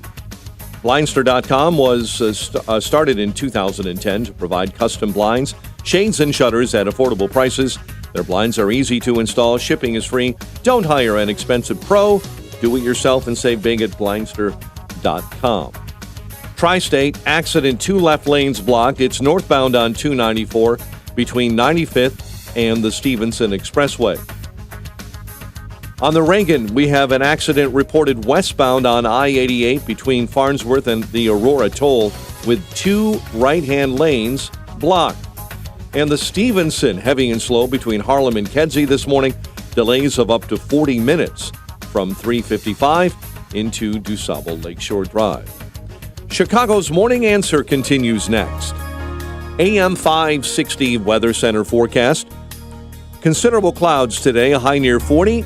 Rain moves in overnight, a low of 36. It's 35 right now. Next news at 7. Chicago's Morning Answer with Dan and Amy continues next on AM 560, The Answer. Listen to AM 560 The Answer online at 560theanswer.com, on the AM 560 mobile app, on your Alexa-powered smart speaker, and on TuneIn, iHeart, and on Odyssey. Cause they got the beat, the campus beat, the campus beat. Yeah, the campus beat. Yeah, this installment, what's going on in higher education at some of the august institutions of said in Illinois, you wonder? Where do you want to start? Northwestern, NIU, UIC, you call it. Start with Northwestern. Northwestern. Because they're supposed to be at Iowa playing the Hawkeyes tonight. Yeah, but somebody has the sniffles, right? I bet, you know what, I tweeted this out. I mean, this is conjecture on my part. I don't know who their leading scorer is, but they're probably sick. So then they tested the whole team like, oh, we all have COVID, have to reschedule. No, that should be a forfeit. Yeah. Because if he had the flu, they would still be required to play the game. Right. Right. I doubt that. I doubt that there's that much interest in Northwestern basketball, including by the team. But I'll tell you what. I got an idea for Northwestern, the basketball team.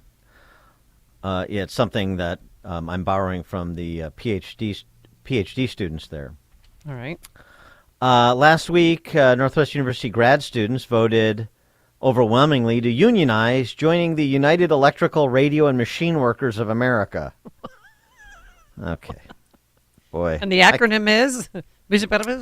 I can't wait for the Machine Workers of America to rub shoulders with the PhD students in art history from Northwestern.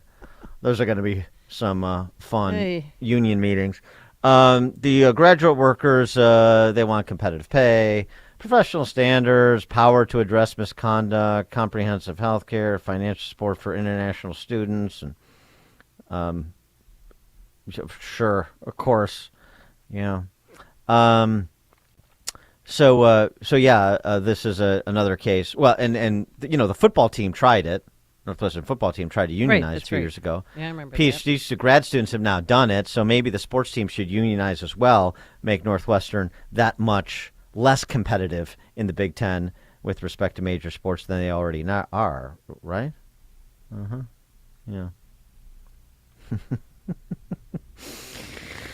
PhD students of Northwestern unite. You have nothing to lose but your chains. Okay. At NIU, Northern Illinois University,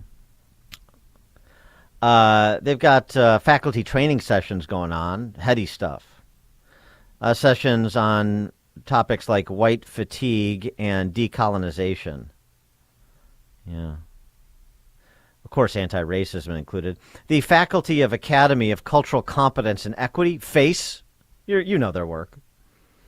They can... they're sponsoring this week-long professional development seminar.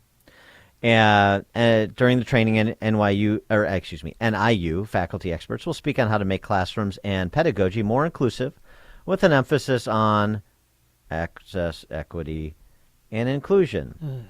Some offerings: resistance, understanding and rethinking resistance for equity in the classroom. This session will explore concepts of resistance and the various manifestations of resistance that can arise in classrooms like white guilt, white fragility, white fatigue. We'll offer definitions, examples, and case studies to engage in deeper thought and reflection. Finally, recommendations of best practices in addressing resistance will be offered. Can they say resistance anymore?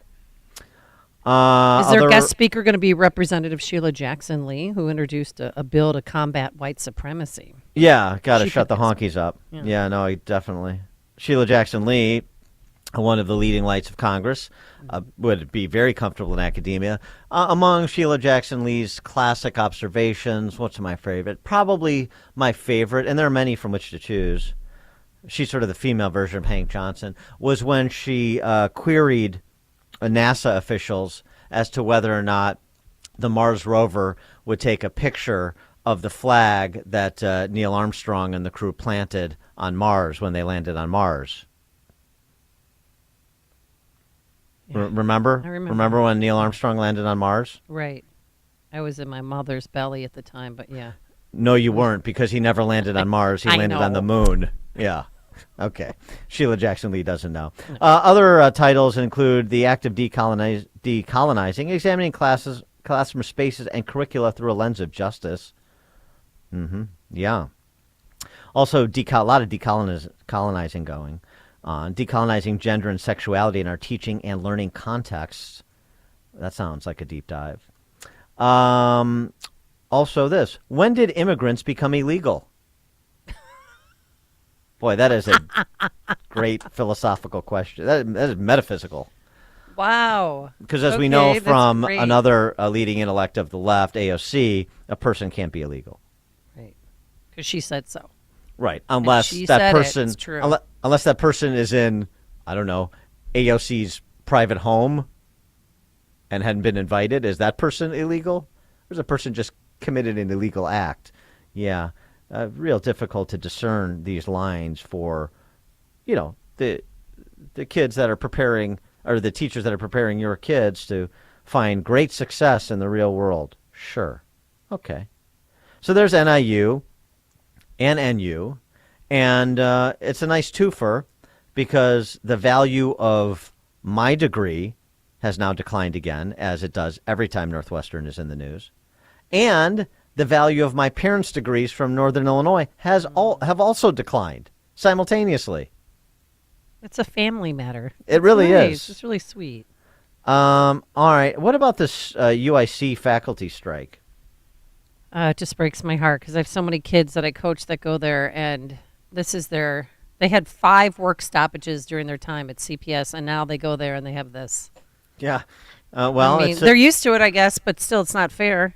It's a wonderful continuation. And by the way, I see on the picket line, I see people like Stacey Davis Gates, the head of CTU, and some socialist aldermen, and Brandon Johnson, who's a mayoral candidate and a CTU toady. He's out there. It's wonderful. But you know what one teacher said on Channel 5 yesterday where I laughed out loud? She said, we're doing this for the students because, wait for it, because they don't have enough mental health help. So Yeah. that's why we're doing this, to get more counselors. Oh, okay. Tootsie, sure you are. Yeah. No, that's among the demands. But It's for the children. There was some honesty where a spokesbeing for the union said, the main thing is compensation. And then there's some other things too. So sort of a fit of honesty there briefly. And they've been working without a contract since August. Oh, my. UIC, this is from a report that was done about 6 years ago now, 5.5 years ago, by our friend Ted Dabrowski. The 3 most costly pensions in the state university retirement system, SURS, belong to UIC retirees, as do 7 of the top 10. Leslie Heves is a UIC retiree and oral surgeon who earns an annual pension of $547,000 a year. Ooh. He'll receive nearly $18 million over his lifetime. Oh, my God. Based on life expectancy. That's his pension. Hey. Yeah. Don't tell me he's double dipping, too. Also, the high salaries for administrators. This is now a decade old, this UIC fiscal data from 2014 that was reported in the study Ted did in 2017. The school paid then Chancellor Paula Allen Mears a base salary of $437,000, which was more than double through additional comp for a total of $887,000. She was the highest executive in the state's public university system in 2014. Oh, by the way, over the past decade, from 2007 to 2017, UIC tuition and fees increased by 74%, from about $8,500 to about $15,000 as of 2017. Working on getting updated data with this strike ongoing, but I just want to give you some perspective. Also, there was this report out with respect to pension funding and where the various states are. SERS is one of the 5 state pension systems. So where are the states whose state public sector pensions are the best funded and whose are the worst? Illinois, on a percentage basis, is the second worst in the country ahead of only Kentucky. But the per capita unfunded liabilities, Illinois, by far the most of the nation. This estimate this was by the Tax Foundation, I believe. The Equitable Institute. Equitable Institute. So there's varying measures on this. You come up with varying numbers. It doesn't really much matter. But the Equitable Institute comes up with unfunded public sector pension liabilities for the pension systems in Illinois, $210 billion. Never be paid. Never. So it's just a matter of when. And I know it doesn't matter to the people in the system now and the people paying passing attention now because it hasn't happened, and so I won't really pay attention or address anything, despite how dire this is, until something actually bad happens, because I want it to be worse before I'm compelled to try to make it better.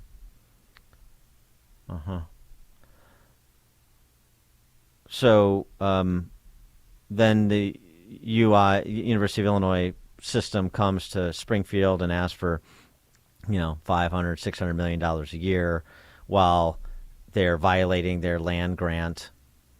They're violating the compact as a state land grant university to prioritize in-state families. At the University of Illinois level, it's a lot of Chinese nationals that are getting essentially preferential treatment based on the compact associated with being a state land grant university. And at places like UIC, you have layers of administrators making a lot of money. You have faculty, especially when you include the pension benefits, making a lot of money. You have tuition skyrocketing. And the university is supposed to come up with more money for a comp that keeps up with inflation, more protection in terms of their job security, I guess for non-tenured track, because how much more protection could you provide the tenured professors? And then, wraparound services. I mean, this is like basically the same approach that the Chicago Teachers Union takes. That's what you're seeing from UIC professors, which is why you see the state characters show up to join them on the picket line. Just to give you an example, too, because it's just a couple years removed from the grad assistants at UIC striking. Remember that? Oh, yeah. That was in 2019. They struck. I guess they hadn't had time to join the radio and machine workers union like the grad students at NU. Give you an example of one of these people. Jeff Shirkey. He was out and proud supporting the progressive tax amendment that Governor Jelly proposed. The Illinois tax amendment is a chance to win a tangible victory in the class war. More of rich people's wealth would be expropriated and used for public good. At least he used the term expropriated. That's nice. Very Marxist. Very comfortable in the Marxist garb is Mr. Shirky of suburban Morton Grove, who's serves as the co-president, or at least did at the time, of the UIC Graduate Employees Organization that went on strike demanding a 23% raise at the time. He also called for a general strike of all American workers by the AFL-CIO for myriad miseries that are inflicted upon them.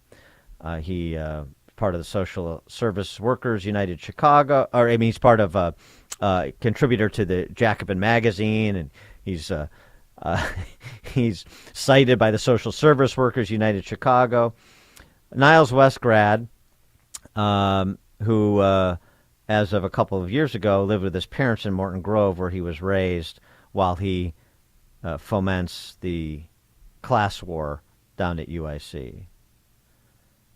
He's a history professor at UIC. Yeah. This is what you're dealing with. And lives with his parents. Okay. These are the people shaking you down endlessly. And also not imposing the cost on the front end for their comp, imposing a cost on the back end with respect to your kids' tuition. In addition to, as you point out, Amy, the work stoppage that negatively impacts their coursework to the extent that the coursework is valuable and interrupting it isn't meaningful in any way. I don't know. They paid for books, and a lot of them are paying for their own education, and, it hurts a little different than it does when it was CPS strike. You know what's interesting? I watched this movie the other day, Speak No Evil. So, like a horror movie thriller. It's very good. I can't watch horror films, so what happened? This is a commentary not just on this situation with these universities and these public sector unions, but also what we were talking about before Mike Scott's newscast with the whole trans mob and this mutilation of children and the cutting of and medical professionals and educators conspiring to cut parents out of their kids' life decisions. So the movie is this Dutch couple and Danish couple are on vacation in Tuscany, in a group, and they meet, and then the Dutch couple invites the Danish couple up to their farmhouse somewhere in the Netherlands, subsequent to their meet in Tuscany. And both have a kid. Okay. Both couples have a kid. And it's a slow build, but it's really a good movie. If you saw Force Majeure, sort of in this genre of force majeure and funny games about masculinity, about civility, but I think it's better than either of those movies. Anyway, so the couple that's hosting, the Danish couple, so the Dutch couple, they commit like a series of affronts to the sensibilities of their guests. Little things that escalate into bigger things. And I won't tell you how it ends, but it's brutal. I mean, it's one of the more brutal endings you're ever going to see in terms of driving the point home. So this is not for kids, but it's not like a slasher film or anything like that. So it's not like gore brutal. It's barbaric brutal. Oh, really? And I don't want to spoil it because it is a slow build. And you really should watch it. But at some point, when the Dutch couple has begun their barbaric assault in the denouement of the film on this Danish couple, the guy asks, "Why are you doing this to us?" And the guy who's doing it said, "Because you let us." Ah. That's what this is. You don't stand up to barbarism, and you can't believe what the barbarians are doing. And why are they doing it? Because we're letting them do it.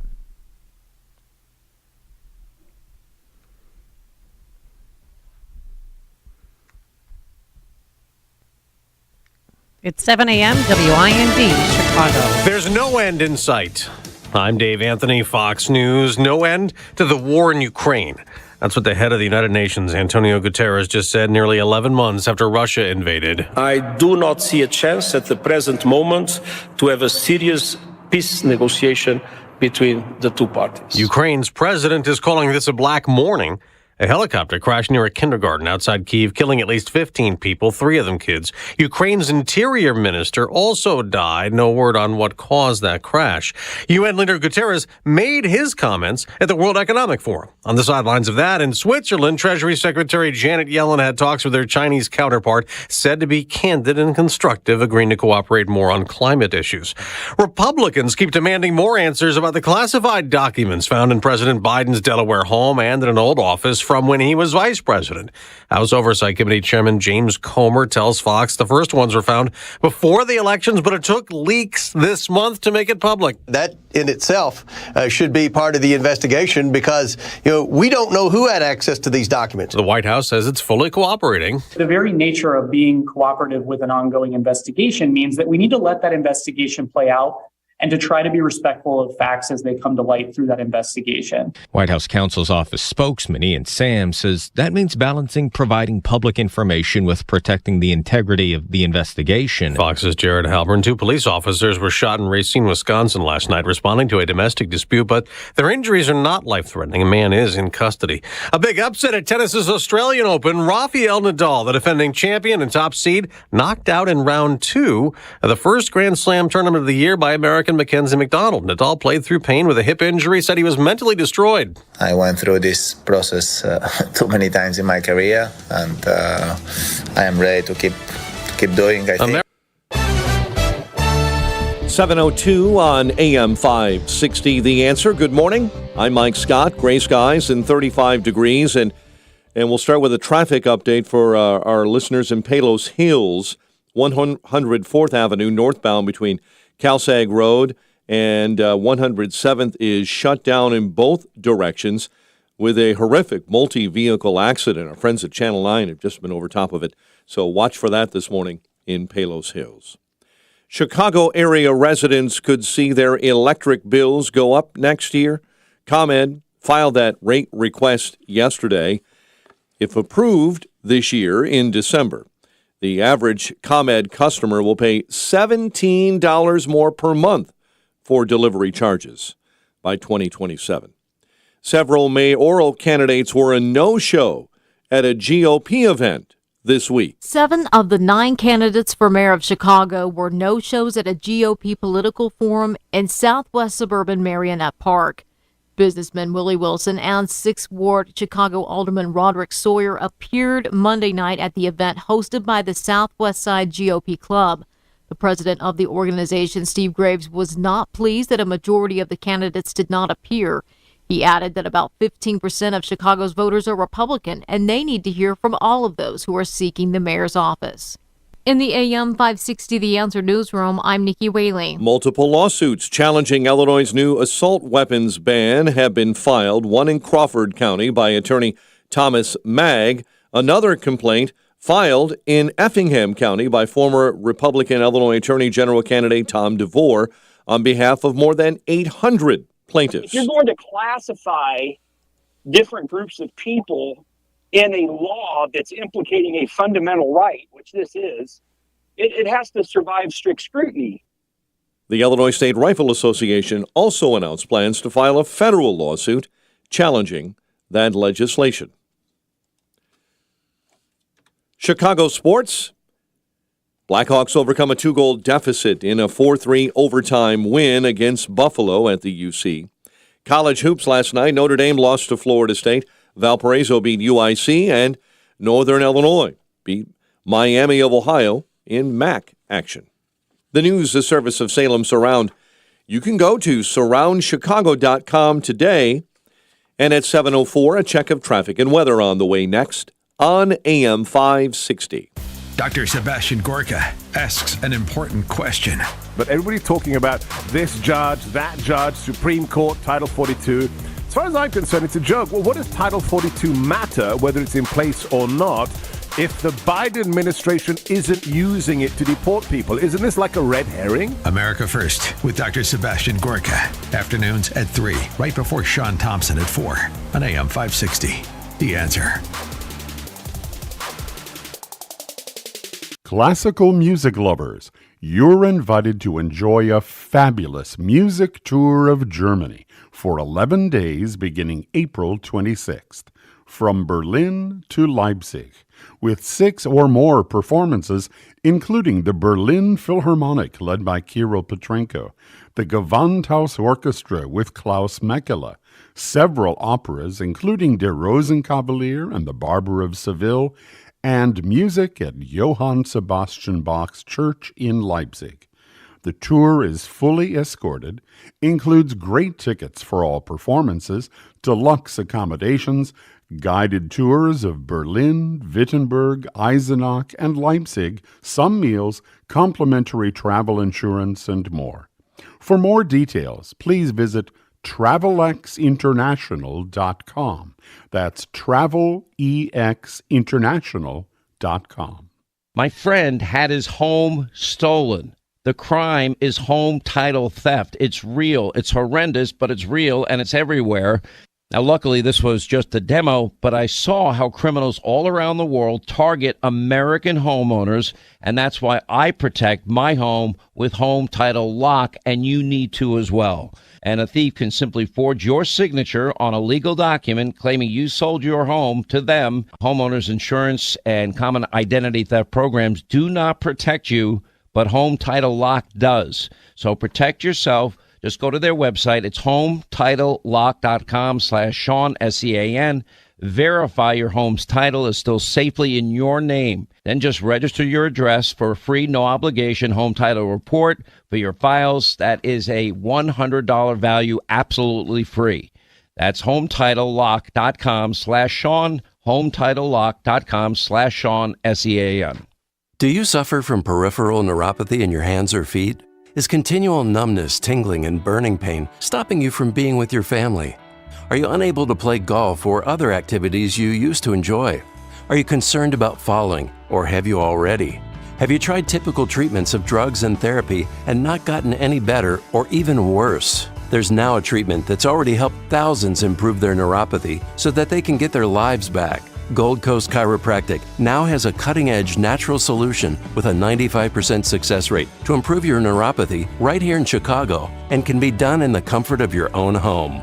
A solution that addresses the underlying cause of neuropathy without taking endless drugs with serious side effects. Call today for a complimentary nerve screening in the Gold Coast or Wheaton to see if this treatment can get you your life back.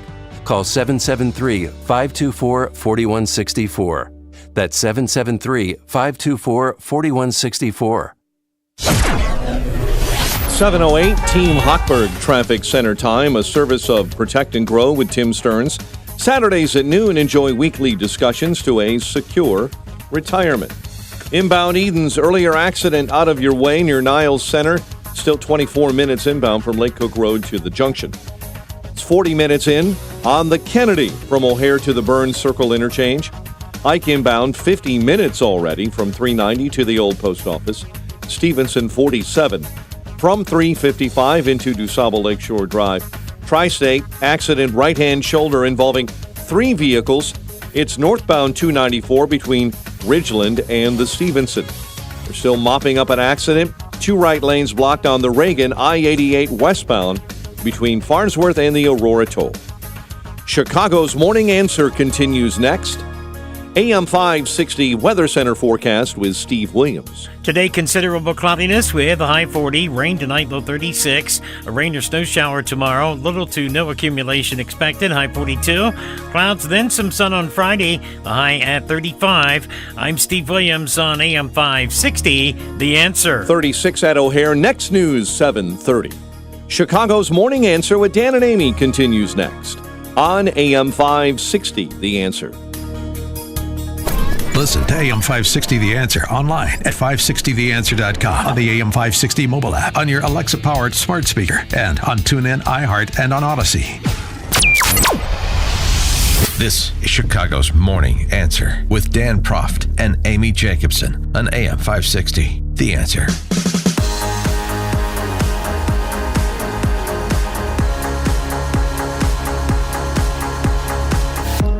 Top of the morning, Dan and Amy. I wonder if our fair Governor Spalding is doing some consulting work on the side, specifically in D.C. Washington, D.C. just did a rewrite of the Village's criminal code, if you will. It was vetoed by Muriel Bowser, even though she said she agreed with 95% of it. And the council overrode her veto, I think with only one. Yeah, it's 11-1 supporter. The rewrite of the criminal codes includes eliminating life sentences, gets rid of mandatory minimums for every crime but first-degree murder. The maximum penalty for someone convicted of a violent felony while using a gun to commit more violence would drop from 15 years to 4. Okay. The criminal code rewrite in D.C. decreases punishments for carjackings, home invasion burglaries, robberies, and even homicides, as the example I gave with the committing a violent crime with a gun. Well, this is so beyond the pale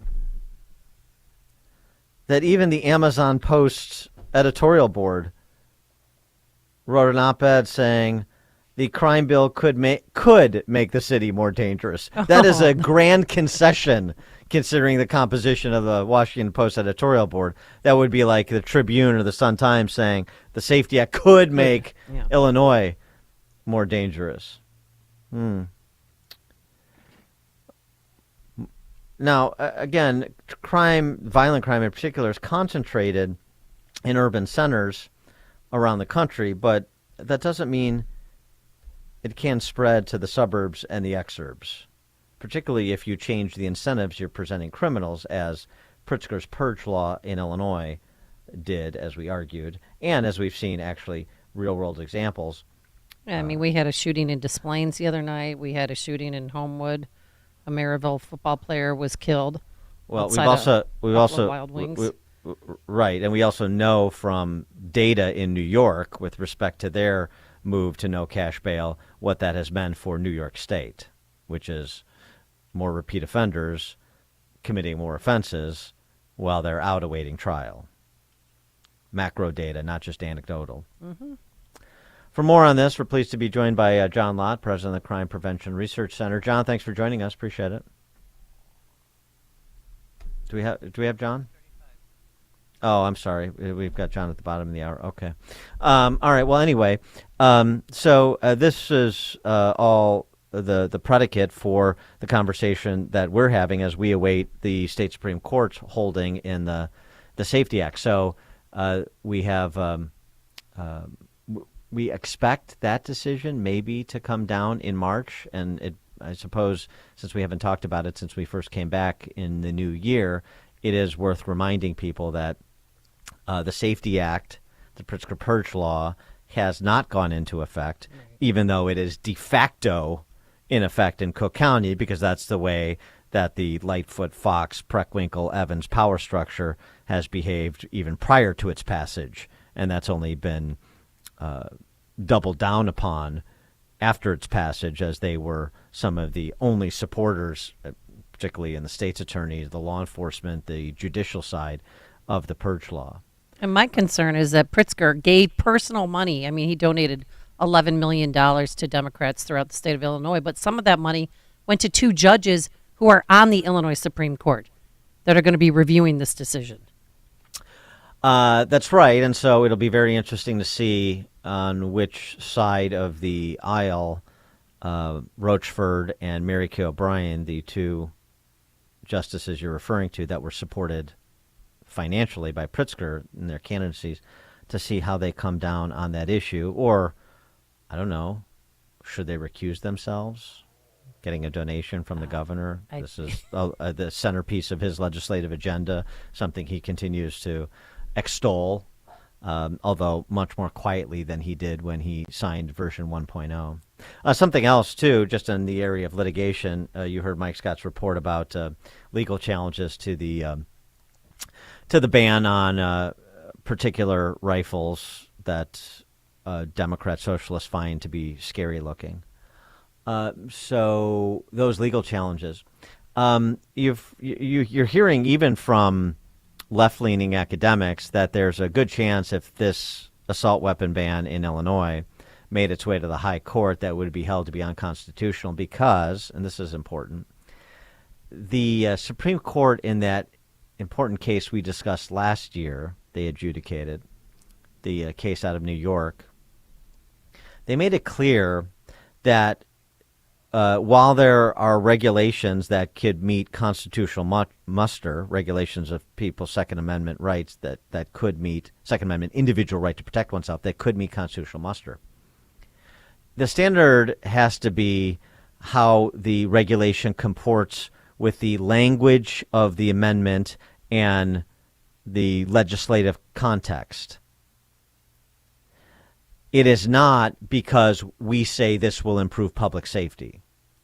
And the way that this was advanced, the Pritzker Democrat Socialist ban of rifles, some rifles that they find scary looking, the way it was advanced is all based on public safety in direct response to the horrific mass shooting in Highland Park, saying we're going to prevent mass shootings. That's a public safety argument. But that's not the standard you have to meet in order to offer a regulation like was just signed into law by Pritzker. So that's something else that we'll be watching as these, and I think there's going to be at least one more lawsuit filed against the ban on some rifles that the Democrat Socialists find scary looking.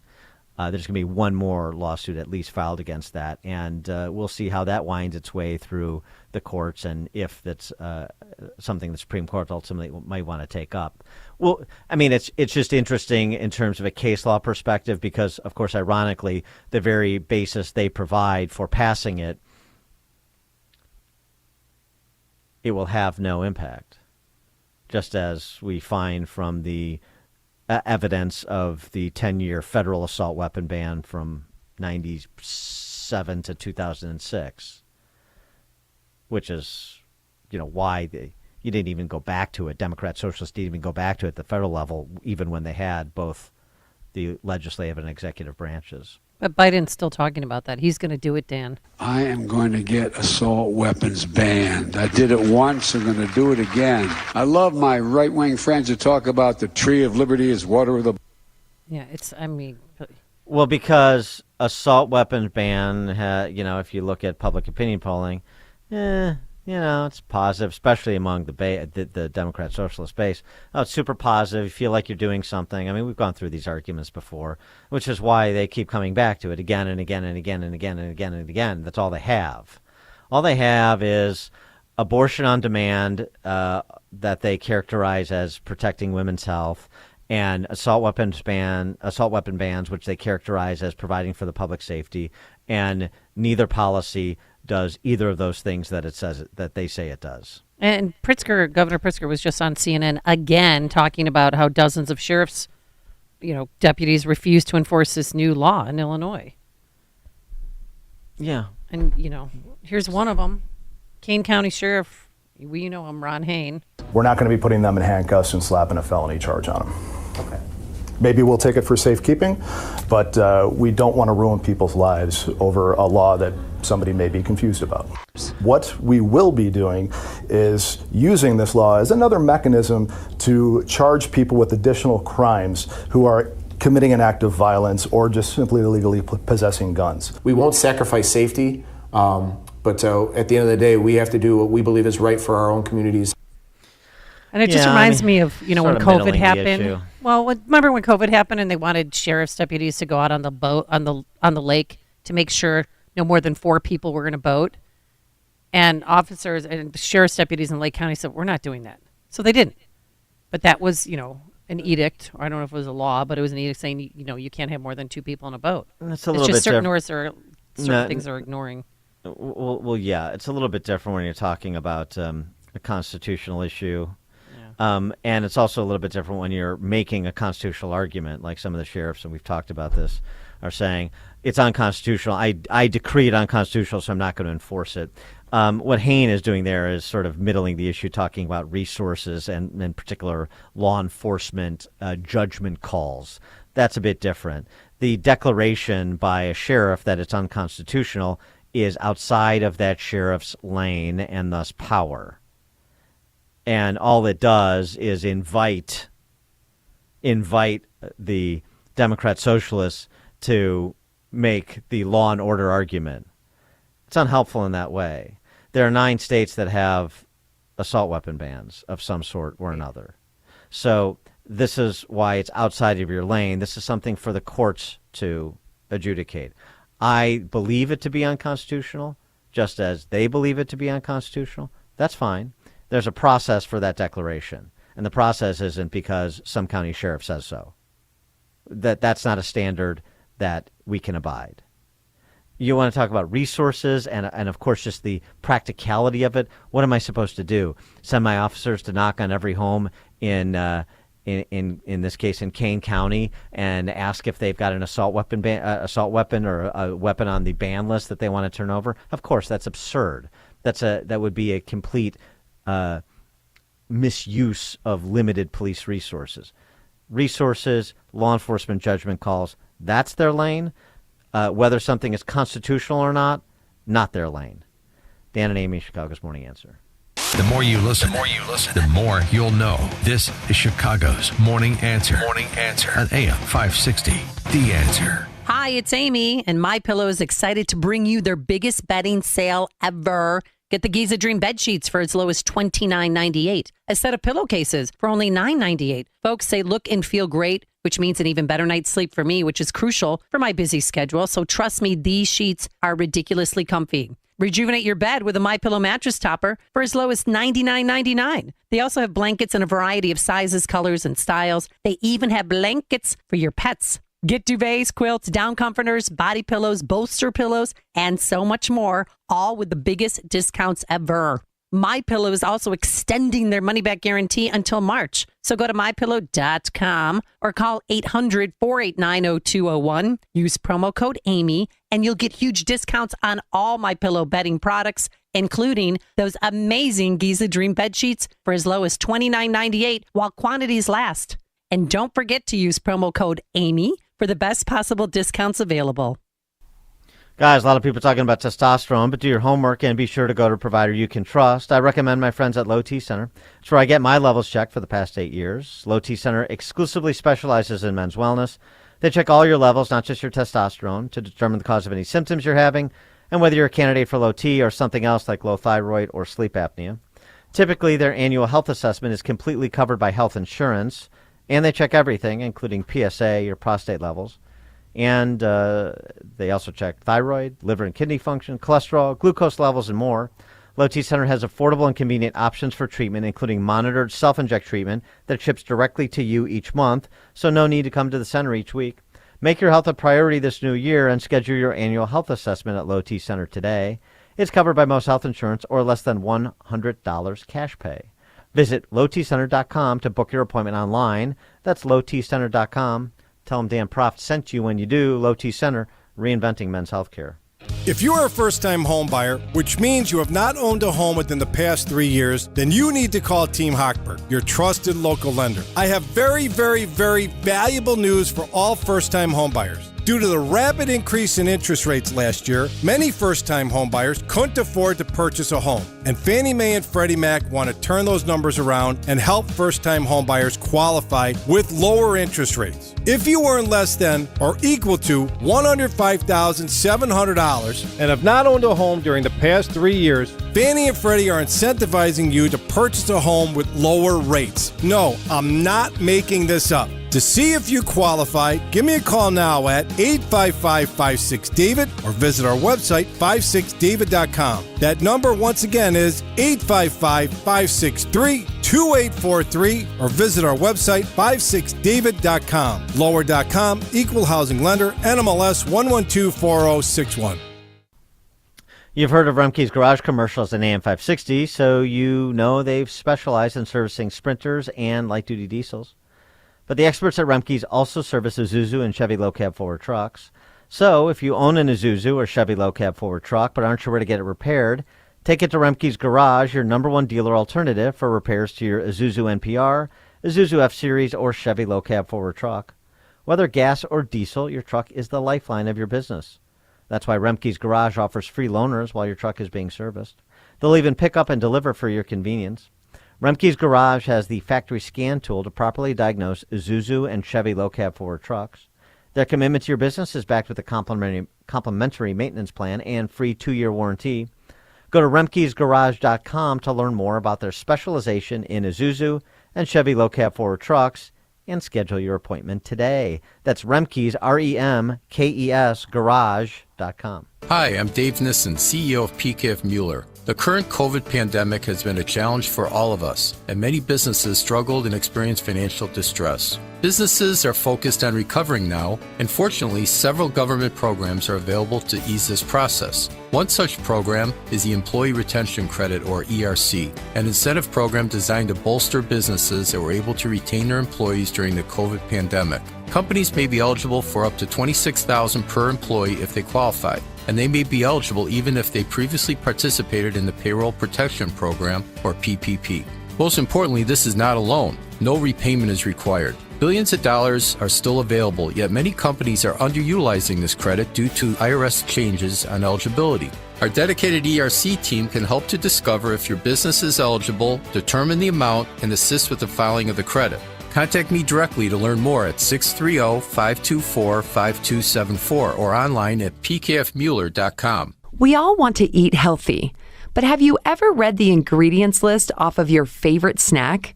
Between the hard-to-pronounce ingredients and man-made additives, it's difficult to find anything made from real, natural ingredients. Even some of my favorite organic snacks have ingredients I haven't heard of. At Balance of Nature, we know the value of real nutrition that can only be found in real food.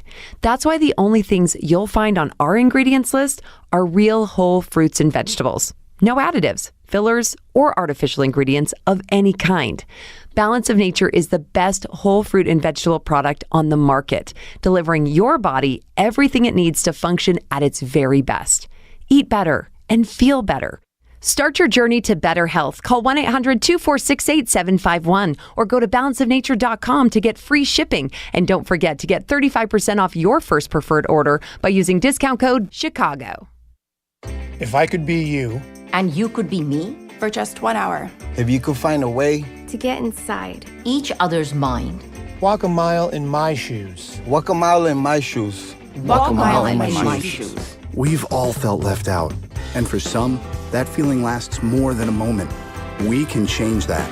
Learn how at belongingbeginswithus.org. Brought to you by the Ad Council. Walk a mile in my shoes. Make a New Year's resolution that's easy to keep. Help protect your identity and finances with LifeLock Identity Theft Protection. LifeLock detects identity threats you may miss on your own. And if you become a victim, LifeLock will work to fix it. No one can prevent all identity theft or monitor all transactions at all businesses. But LifeLock by Norton makes it easy to help protect yourself. Join now and save up to 25% off your first year. Go to LifeLock.com. Use promo code NEWS. Start your new year off right by finally losing that weight. Schedule your consultation with NJ Diet today. Their scientific approach will ensure that you lose the fat quickly and safely. NJ Diet uses your hair and saliva samples, along with their bioenergetic scans, to personalize natural solutions and supplements that balance your hormones, where the side effect is weight loss. You'll shed a contractually guaranteed 20 to 40 plus pounds in only 40 days. Then NJ Diet uses DNA testing to help you keep it off. NJ Diet is all natural, no shots, no hormones, no surgery, and no prepackaged foods. Full supervision is provided every step of the way, and you even get the doctor's personal email and phone number. With locations in Skokie and Oak Brook, or from anywhere with live online video consultations, lose 20 to 40 plus pounds in only 40 days, guaranteed. Call 855-5NJ-DIET. That's 855-5NJ-DIET. Or schedule your consult today at njdiet.com. That's njdiet.com, and lose the weight for good. AM 560. The Answer. House Speaker Kevin McCarthy had a nice exchange with the D.C. press corps in defending his decision to remove the flatulence-affected Eric Honeypot Swalwell from the House Intel Committee. Yeah, the House Intel Committee, really, he should not even be anywhere near it. He shouldn't even look at it.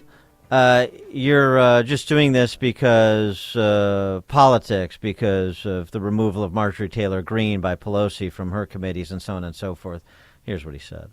If you got the briefing I got from the FBI, you wouldn't have Swalwell on any committee. And you're going to tell me other Democrats couldn't fill that slot? He cannot get a security clearance in the private sector. So would you like to give him a government clearance? You asked me questions about Santos. You asked the questions about Swalwell. Not only was he getting a clearance, he was inside an Intel committee. He had more information than the majority of all the members. Did you ever raise that issue? No, but you should have. You're going to tell me there's 200 other Democrats that couldn't fill that slot, but they kept him on it? The only way that they even knew it came forward is when they went to nominate him to the Intel Committee. And then the FBI came and told the leadership then, he's got a problem. And they kept him on. That jeopardized all of us. Not only was that a good moment, it's nice to see some feistiness from McCarthy, but it also is, it should be, and should be reported as such, a rebuke of Nancy Pelosi. And what was the House leadership doing, keeping Swalwell on that committee? Or Schiff, for that matter, but I digress. Swalwell specifically because he was compromised by a Chinese communist asset. Yeah, he should keep raising these issues. These are important issues to raise. So for all the criticism, McCarthy, some of which it's deserved, that was a pretty good moment. Coming up on Chicago's Morning Answer, we'll continue our discussion on Second Amendment rights and public safety with John Lott, 737. And later, President Biden thinks car insurance is racist. But now let's head into the newsroom. Here is Mike Scott. 36 degrees, 732. 2 Racine, Wisconsin police officers have non-life-threatening injuries after a shootout with police during a domestic disturbance call late last night. Ukraine's interior minister and 17 others are dead, killed today when a helicopter crashed beside a kindergarten in a Kyiv suburb. An official, Alexei Kuleba, saying 22 people were wounded and being treated at the hospital, including 10 children. Zelensky calling it a terrible tragedy, adding the pain is unspeakable. Interior Minister Denis Monastyrsky and 8 others, including his first deputy, were on that helicopter. Thousands of nurses in Britain have begun walking off the job. It's a new strike over pay, no end in sight to the wave of industrial action that has piled pressure on UK's overburdened public health system.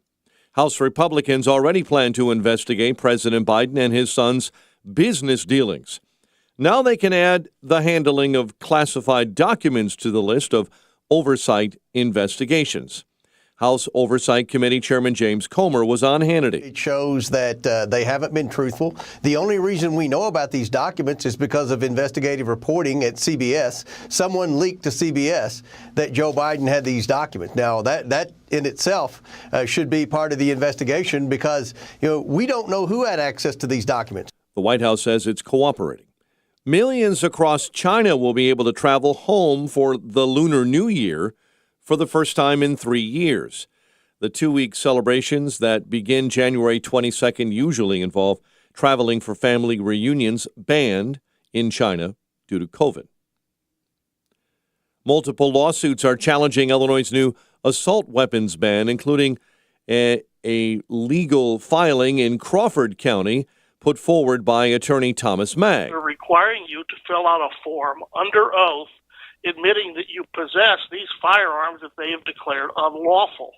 You have a right to remain silent and not incriminate yourself. Another complaint was filed yesterday in Effingham County seeking emergency action by former Republican Illinois Attorney General candidate Tom DeVore. Bond set at $1.5 million for a South American man charged in a break-in last week in Oak Brook. Anibal Valencia was arrested after 2 broke into a home in the 400 block of Luthen Road. Kevin Warren and Chairman George McCaskey met the media as the Bears introduced officially their new team president yesterday. McCaskey and Warren telling reporters that GM Ryan Poles will now report directly to Warren, and Warren says he'll focus much of his energy on building a new stadium at the old Arlington Park site.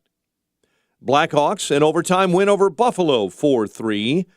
College hoops, Notre Dame lost to Florida State. Valparaiso beat UIC. And in the MAC, Northern Illinois took down Miami. The news, a service of the AM 560 mobile app.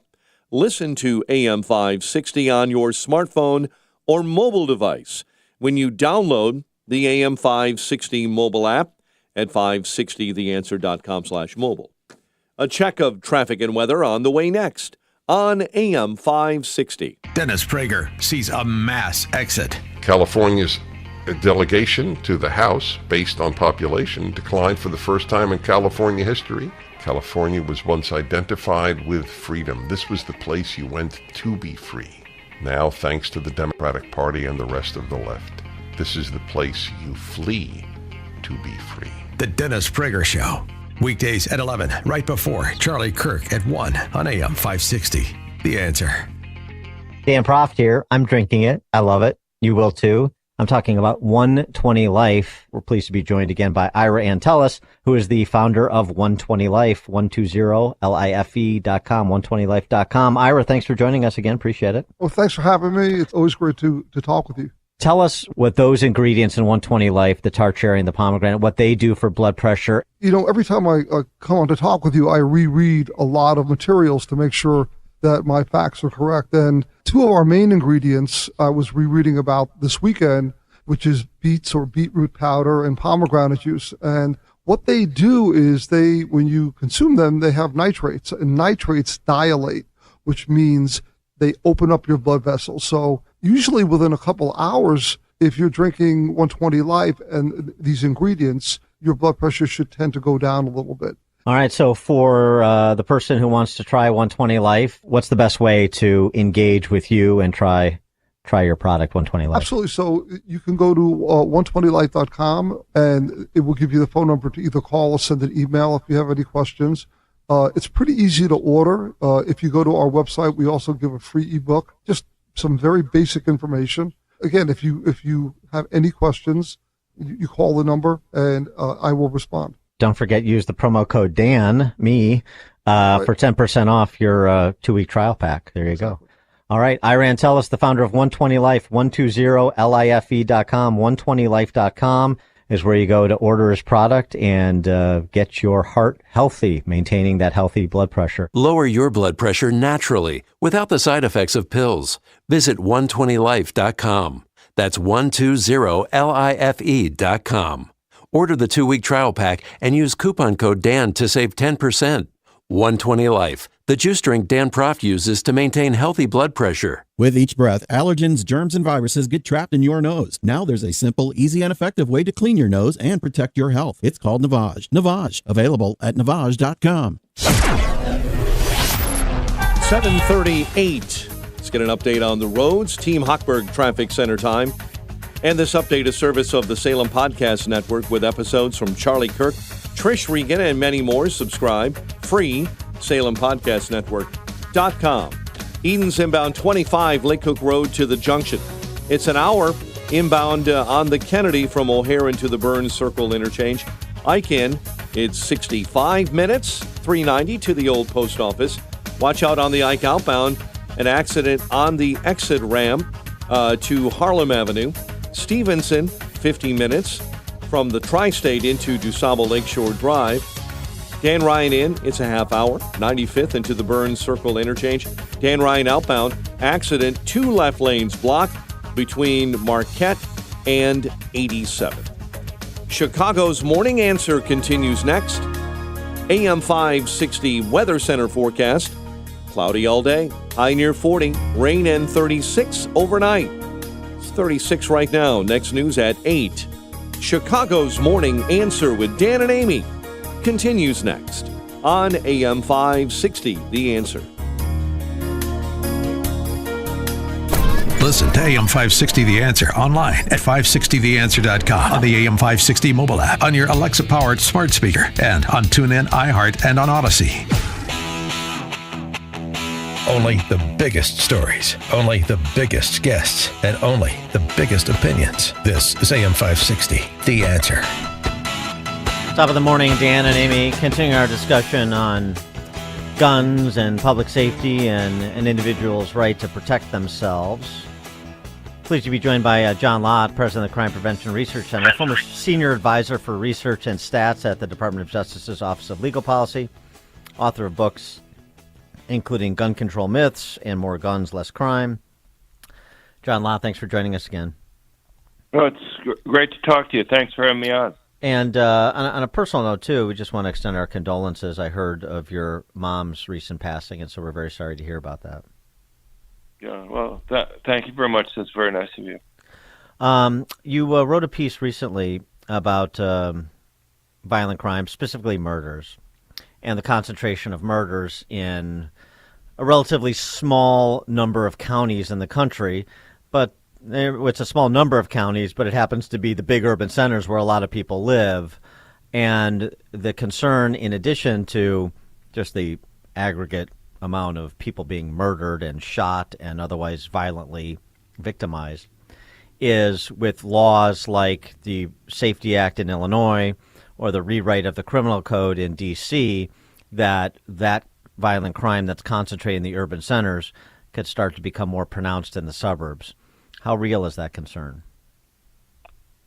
Well, I mean, right now it's become more and more concentrated in the urban areas, not in the suburbs. You look in 2014, about 69% of murders were in the 5% of the worst counties. By 2020, it was 73% of the murders were in the worst counties. And it's not just that you have that, but even within those counties, murders are very heavily concentrated. So, for example, we broke down the data for Los Angeles County by zip code, and 86% of the murders are in 30% of the zip codes. You have about 40% of the zip codes account for 1% of the murders.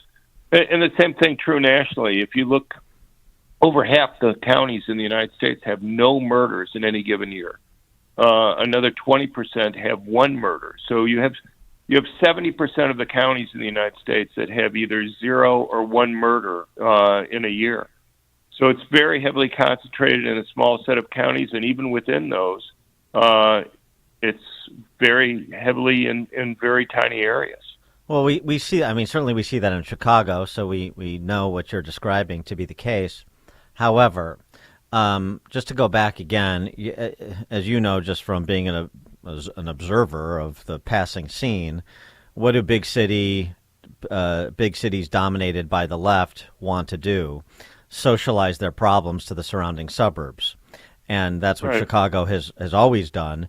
And with, a rewrite of how law enforcement can respond to the commission of crime, with a rewrite of how judges and prosecutors can adjudicate criminal cases, as we had in Illinois, and apparently as is going on in Washington, D.C., it seems to me that one of the problems that big city leftists are trying to socialize is their crime problem, in part to take the heat off of them, as cynical as that is. I think that's at play. I don't know how else you describe something like the Safety Act.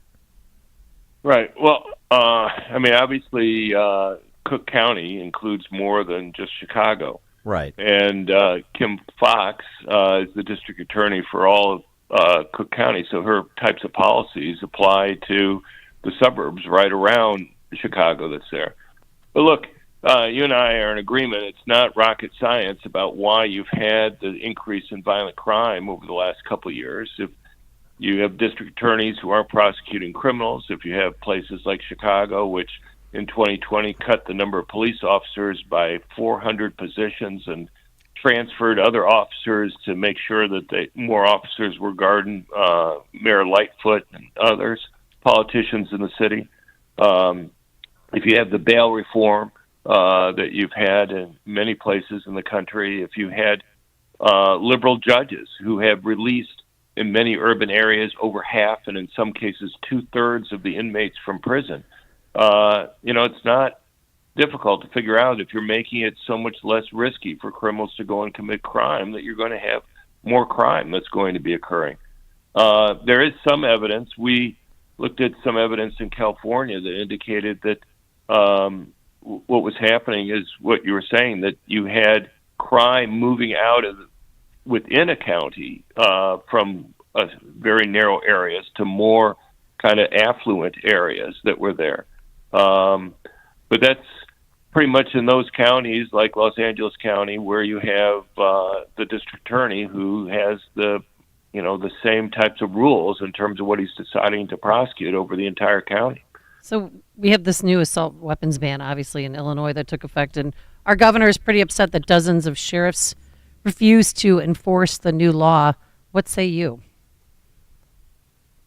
Well, we've had a federal assault weapons ban. We've had state assault weapons ban. There was a federal judge decision in California about a year ago that said, look, the experts for the state of California weren't able to provide any evidence that either the federal ban nor any state ban had any impact on any type of violent crime, whether it was mass public shootings or whether it was murders generally. What the Illinois ban does is it has a list of guns, based on how they look, and then they have features similar to, like bayonet mounts or whatever on the guns that are similar to the original federal ban that's there. To go and ban guns based on how they look or these types of cosmetic features makes no sense to me. Biden at least has talked constantly about banning all semi-automatic guns, but if you want to ban, let's say, all semi-automatic rifles, what's the alternative? A manually loaded gun where you have to physically, after you fire a shot, physically put another round in the chamber? That really hurts law-abiding citizens. It makes it very difficult for them to go and defend themselves, because if you have to fire multiple shots because you're facing multiple criminals, or if you fire and miss, or if you fire and wound but don't incapacitate the attacker, you may not have the luxury of time to go and manually reload your gun again. If you think the notion of somehow banning semi-automatic guns is going to stop criminals from being able to go and get guns, go and look at Mexico. Since 1972, Mexico's had only one gun store in the country. The most powerful gun that you've been able to legally buy in Mexico since 1972 is a bolt action, so it's not semi-automatic, 22-round short round rifle. That's not the gun that the drug gangs are using in Mexico.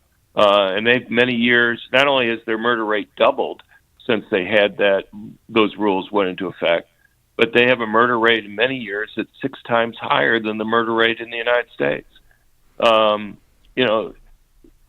You have to be careful that when you pass rules that you're primarily not going to be disarming and making it difficult for law-abiding citizens to defend themselves relative to criminals. You may take a few guns away from criminals, but if it's mainly the law-abiding citizens who turn in their guns, or Connecticut had a similar assault weapons ban in 2013, and now the guns that they grandfathered in, the governor and the attorney general for the state there are pushing to say, you register them, kind of what you've registered, setting up a registration system in Illinois.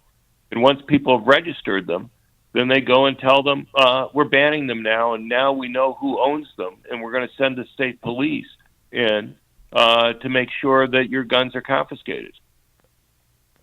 Yeah, well, right. So, what you have to remember is that, and I understand this, is that the perspective of these people always pushing these bans and the same kinds of bans is they want to ban guns. They're the same people that supported a handgun ban in cities like Chicago a generation ago. Their angle is to ban guns. They can't do it easily because of the Supreme Court decisions and Heller and McDonald, and so they're trying to get through the back door what they can't get through the front door. We just saw actually a federal judge rebuke the state of New Jersey, Phil Murphy, and the gun banners out there for, okay, you have a right to carry, but we're going to make it impossible for you to carry anywhere. And the judge says, well, you're eliminating the right that they have, by other means rather than just a direct ban.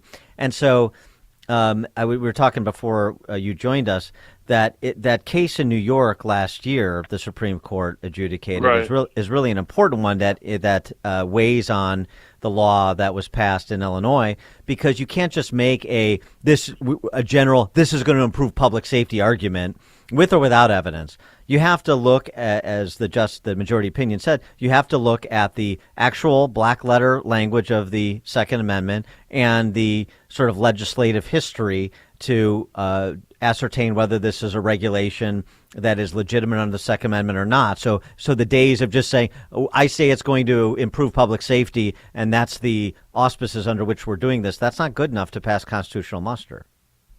No, I agree with you. I mean, the New Jersey law, what it did was it said it banned concealed carry in any business, any public establishment, and within 100 feet of them. So that's any business, hotel, restaurant, any school, any church. And so, you can imagine, where are you going to be able to carry? In your front yard or something? Right. And so,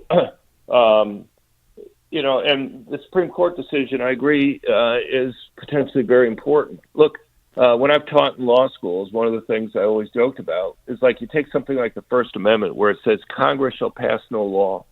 And you kind of ask yourself, what would they have had to write if they really meant that? Would they have to say Congress shall never, ever, ever, ever, ever, ever, ever pass a law? And, and you finally get to like the eighth ever and you say, okay, they meant it there. But what judges like power, and what they like to do is they don't like bright lines. They like to fuzz things up. And so what they've interpreted as is Congress shall pass no law unless they have a good reason. And we, the judges, get to determine whether or not we think they have a good reason or not. So that way they can be involved in all sorts of important cases. And what Thomas did, in his opinion, he said, look, these balancing tests and these tests where we allow judges to insert their opinion just don't fly. You look at the writing exactly as you say, see what it says. If they say Congress shall pass no laws, that's what it means. Now, he's only done this with regard to the Second Amendment. My guess is he wants to try to do this with regard to the rest of the Bill of Rights. But the one problem is while Thomas had 4 votes for that, you had Kavanaugh and Roberts, who still liked the balancing test stuff, who still liked to be able to fuzz it up. So they needed a solid 5 votes.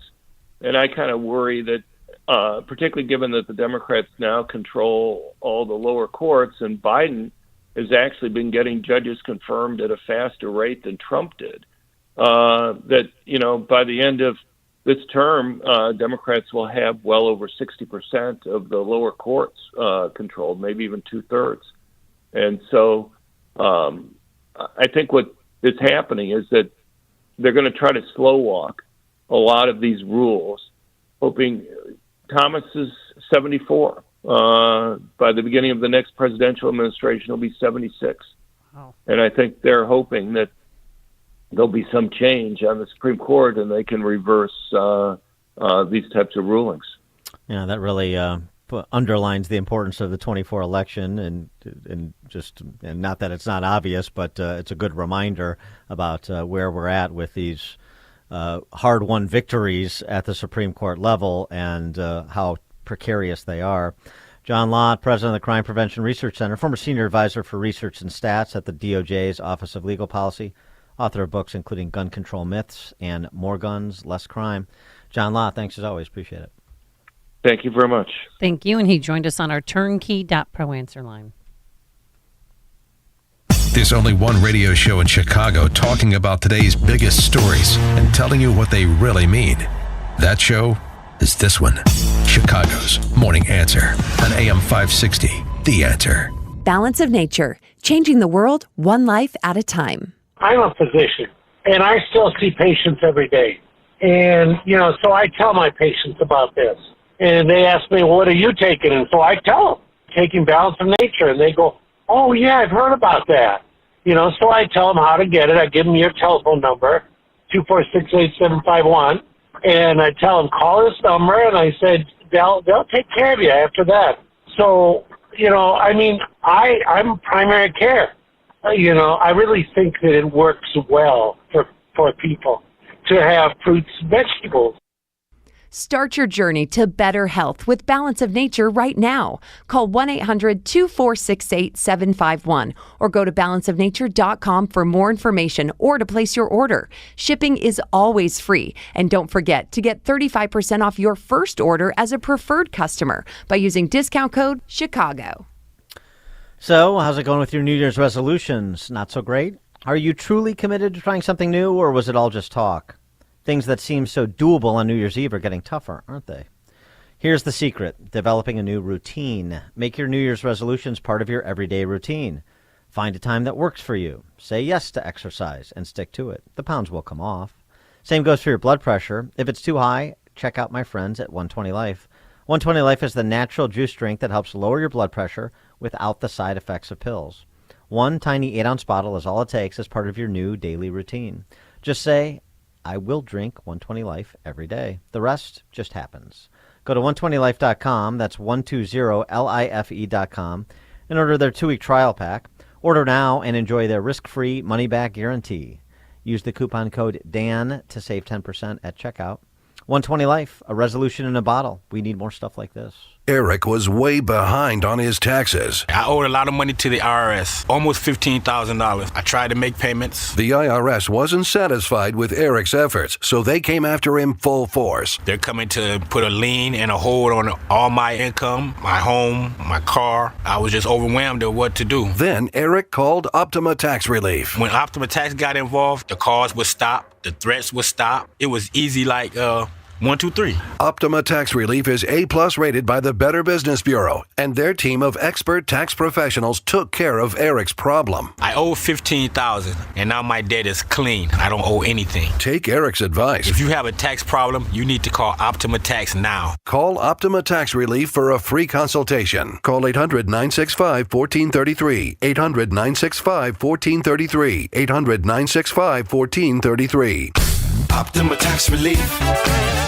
Some restrictions apply. For complete details, please visit OptimaTaxRelief.com. America First with Sebastian Gorka. Today at 3, right before Sean Thompson at 4 on AM 560. The Answer. Guys, if you've noticed a lack of energy, motivation, and drive, it could be low T. Schedule your complete health assessment at Low T Center. They now offer the convenience of monitored self-inject at-home testosterone treatments for $155 a month cash pay or covered by most health insurance. If you don't live near Low T Center or you just need the convenience of at-home treatment, Low T Center makes it easy. To get started on treatment, only your first 2 visits are in person. Go to lowtcenter.com now to book online. That's lowtcenter.com. Low T Center, reinventing men's healthcare. The following is a paid political announcement. Willie Wilson for mayor of Chicago. The violence in Chicago must stop. Willie Wilson pledges real action to do that. A revised police structure, 4 superintendents, more accessible to their neighborhoods, providing faster communication and concentration of resources. Willie Wilson pledges more integrated police patrols to increase community confidence and cooperation. Willie Wilson's pledge will make Chicago safer. Finally, Chicago, do it right. Willie Wilson for mayor. There are a million reasons to go beyond the numbers with your finances. Done right, your financial strategy should lighten your step so that you can lift up others. At Thrivent, we've helped clients with advice, investments, insurance, banking, and generosity for over 100 years. Let us help you find your financial clarity and live a life that's full as well as fulfilling. See how your money can do more at Thrivent.com. Thrivent is the marketing name for Thrivent Financial for Lutherans. Thrivent.com/disclosures. AM 560. The Answer. All right, coming up on Chicago's Morning Answer. You want to stay tuned for this. This should be interesting. Neil deGrasse Tyson, who's a famed astrophysicist, he's also the author and executive producer of a new documentary entitled Shot in the Arm. He is a proponent of the vax mandates, among other COVIDian restrictions. We'll talk to Neil deGrasse Tyson at 8:08. And a quick walk back in time when they postponed and stopped the swine flu vaccine after dozens died. But now let's head into that newsroom for news here at home and around the world. Here is Mike Scott. There will be an emergency hearing this morning that could put a halt to Illinois' new assault weapons and magazine bans. We'll have breaking details on that story. 2 suburban police officers have been indicted on federal corruption charges, and UIC's faculty remain on strike. A win for the Blackhawks last night. WIND Chicago News Time, 8 o'clock. A warning from the head of the United Nations. I'm Dave Anthony, Fox News. We are looking into the eye of a Category 5 hurricane. Not a literal one, a figurative economic storm. The outlook, as we all know, is bleak. Many parts of the world face recession. And Antonio Guterres tells the World Economic Forum inequalities and an energy crunch are making things worse. On the sidelines of that forum in Switzerland, Treasury Secretary Janet Yellen held talks today with her Chinese counterpart. Now, we just got another inflation update showing it's coming down at the wholesale level. Producer prices actually dropped 0.5% last month from November. Year over year, the increase shrank to 6.2%, a sixth straight monthly decline. Back to UN leader Guterres. He also told Fox Business this morning of another problem. We have a war in Ukraine that is not near end. The Russian invasion of Ukraine has triggered, as you know, a dramatic impact not only for the suffering of the Ukrainian people, but for the global economy in general. And Guterres also condemned Russia's weekend missile strike in Dnipro, Ukraine, that killed more than 40 civilians. And there was a helicopter crash near Kyiv, prompting Ukraine's president to call this a black morning. At least 15 people killed. Among the dead, Ukraine's Interior Minister Denis Monastyrsky and his deputy. The crash happened at a kindergarten. 3 children were killed and 15 more injured. Fox's Jonathan Savage, no word on the cause. Brian Walsh could be in court in Massachusetts this morning to face charges of murdering his wife, Anna, who's been missing more than 2 weeks. There is evidence, according to investigators, that Brian Walsh bought $450 worth of cleaning supplies at a Home Depot on January 2nd. They also reportedly found that Walsh had done an internet search for how to dispose of a body, and they found bloodstains and a knife in the basement of the family home. Fox's Jonathan Hunt. America's listening to Fox News. 36 degrees, 8:02 on AM 560. The Answer. Good morning. I'm Mike Scott. 2 Racine, Wisconsin police officers have non-life-threatening injuries after a shootout with police during a domestic disturbance call Tuesday night. The 2 Racine officers were struck after they began negotiating with a man who then fired several shots at them. A woman and a child involved in that incident are safe. An emergency hearing will be held this morning that could put a halt to Illinois' new assault weapons and magazine bans. Attorney Tom DeVore is a former Republican candidate for state attorney general. He's asking for a temporary restraining order, claiming the law is unconstitutional. If you're going to classify different groups of people in a law that's implicating a fundamental right, which this is, it has to survive strict scrutiny. The hearing starts at 11 this morning. Meantime, Cook County Commissioner Sean Morrison is calling on Cook County officials to delay enforcement of the new firearm and magazine ban in Illinois until legal challenges are resolved. University of Illinois Chicago faculty members remain on strike. We are here fighting for a fair contract. We are here fighting for our students, and it is no exaggeration to say that we are here fighting for the future of higher education. Both sides are expected to resume bargaining later on today. The Bears officially introduce their new team president to the media. I came here to win championships, to win the NFC North, to win the NFC, to win the Super Bowl. Kevin Warren and Chairman George McCaskey both answered questions during a press conference at Hallis Hall yesterday. McCaskey telling reporters that the new GM, Ryan Poles, will report directly now to Kevin Warren. Chicago sports. Blackhawks overcame a 2-goal deficit in a 4-3 overtime win over Buffalo. Seth Jones, the game tire and the game winner. 8:04, time for the AM 560 Business Beat, a service of Signature Bank. Visit signaturebank.bank for all your commercial banking needs. Now the latest from the Fox Business Network. I'm Liz Clayman, and this is the Fox Business Report. The biggest layoffs ever at Amazon are getting underway today, with 18,000 jobs being cut. The hardest hit parts of the company will be Amazon's stores division, which encompasses its e-commerce business, as well as the company's brick and mortar stores, and its PXT organizations, which handle human resources and other functions. Amazon CEO had told employees the changes will help Amazon pursue long-term opportunities with a stronger cost structure. And McDonald's is offering free 6-piece McNuggets today to celebrate them being around for 40 years. No purchase is necessary, but customers have to use the McDonald's app to order. There's a limit of 1 per customer, with app download and registration required. That's your Fox Business Report. I'm Lillian Wu, invested in you. Charlie Kirk explains the consequences. You are now seeing several uniparty candidates say, I'm going to go caucus with Democrats. By having a uniparty, it would basically effectively destroy the United States House of Representatives being in the Republican direction. The Charlie Kirk Show. Afternoons at 1, right before Sebastian Gorka at 3 on AM 560. The Answer.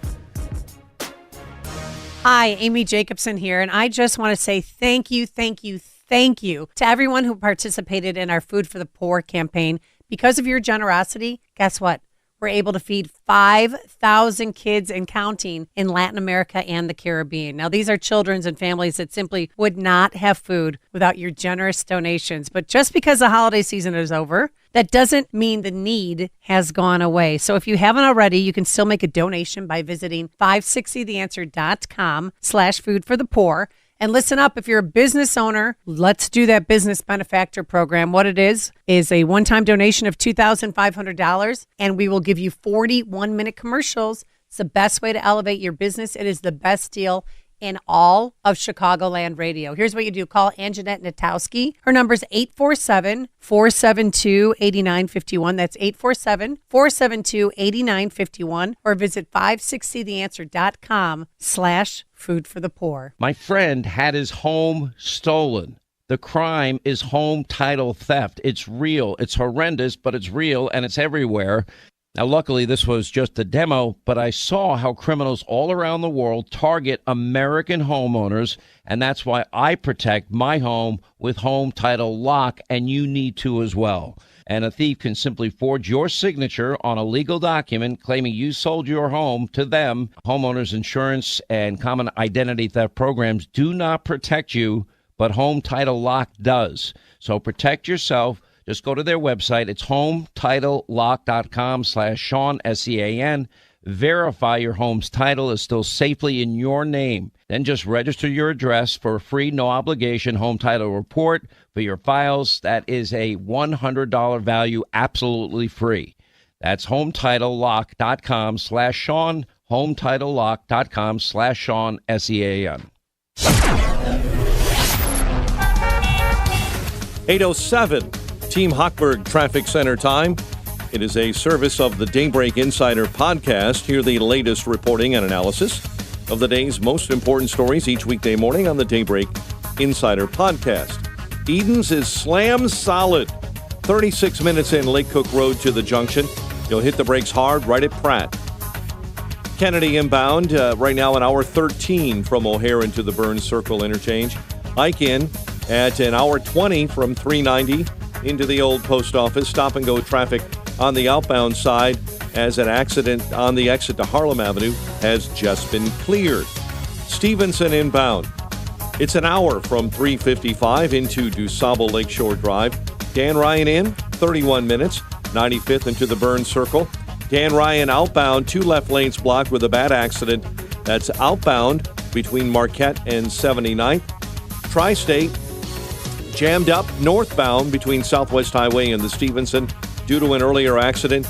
The Reagan remains very slow westbound between Farnsworth and the Aurora Toll due to a fatal accident being investigated with 2 right lanes blocked.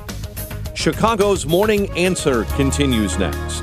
AM 560 Weather Center forecast with Steve Williams. Cloudy skies today, high 40. Rain tonight, low 36. A rain or snow shower tomorrow, high 42.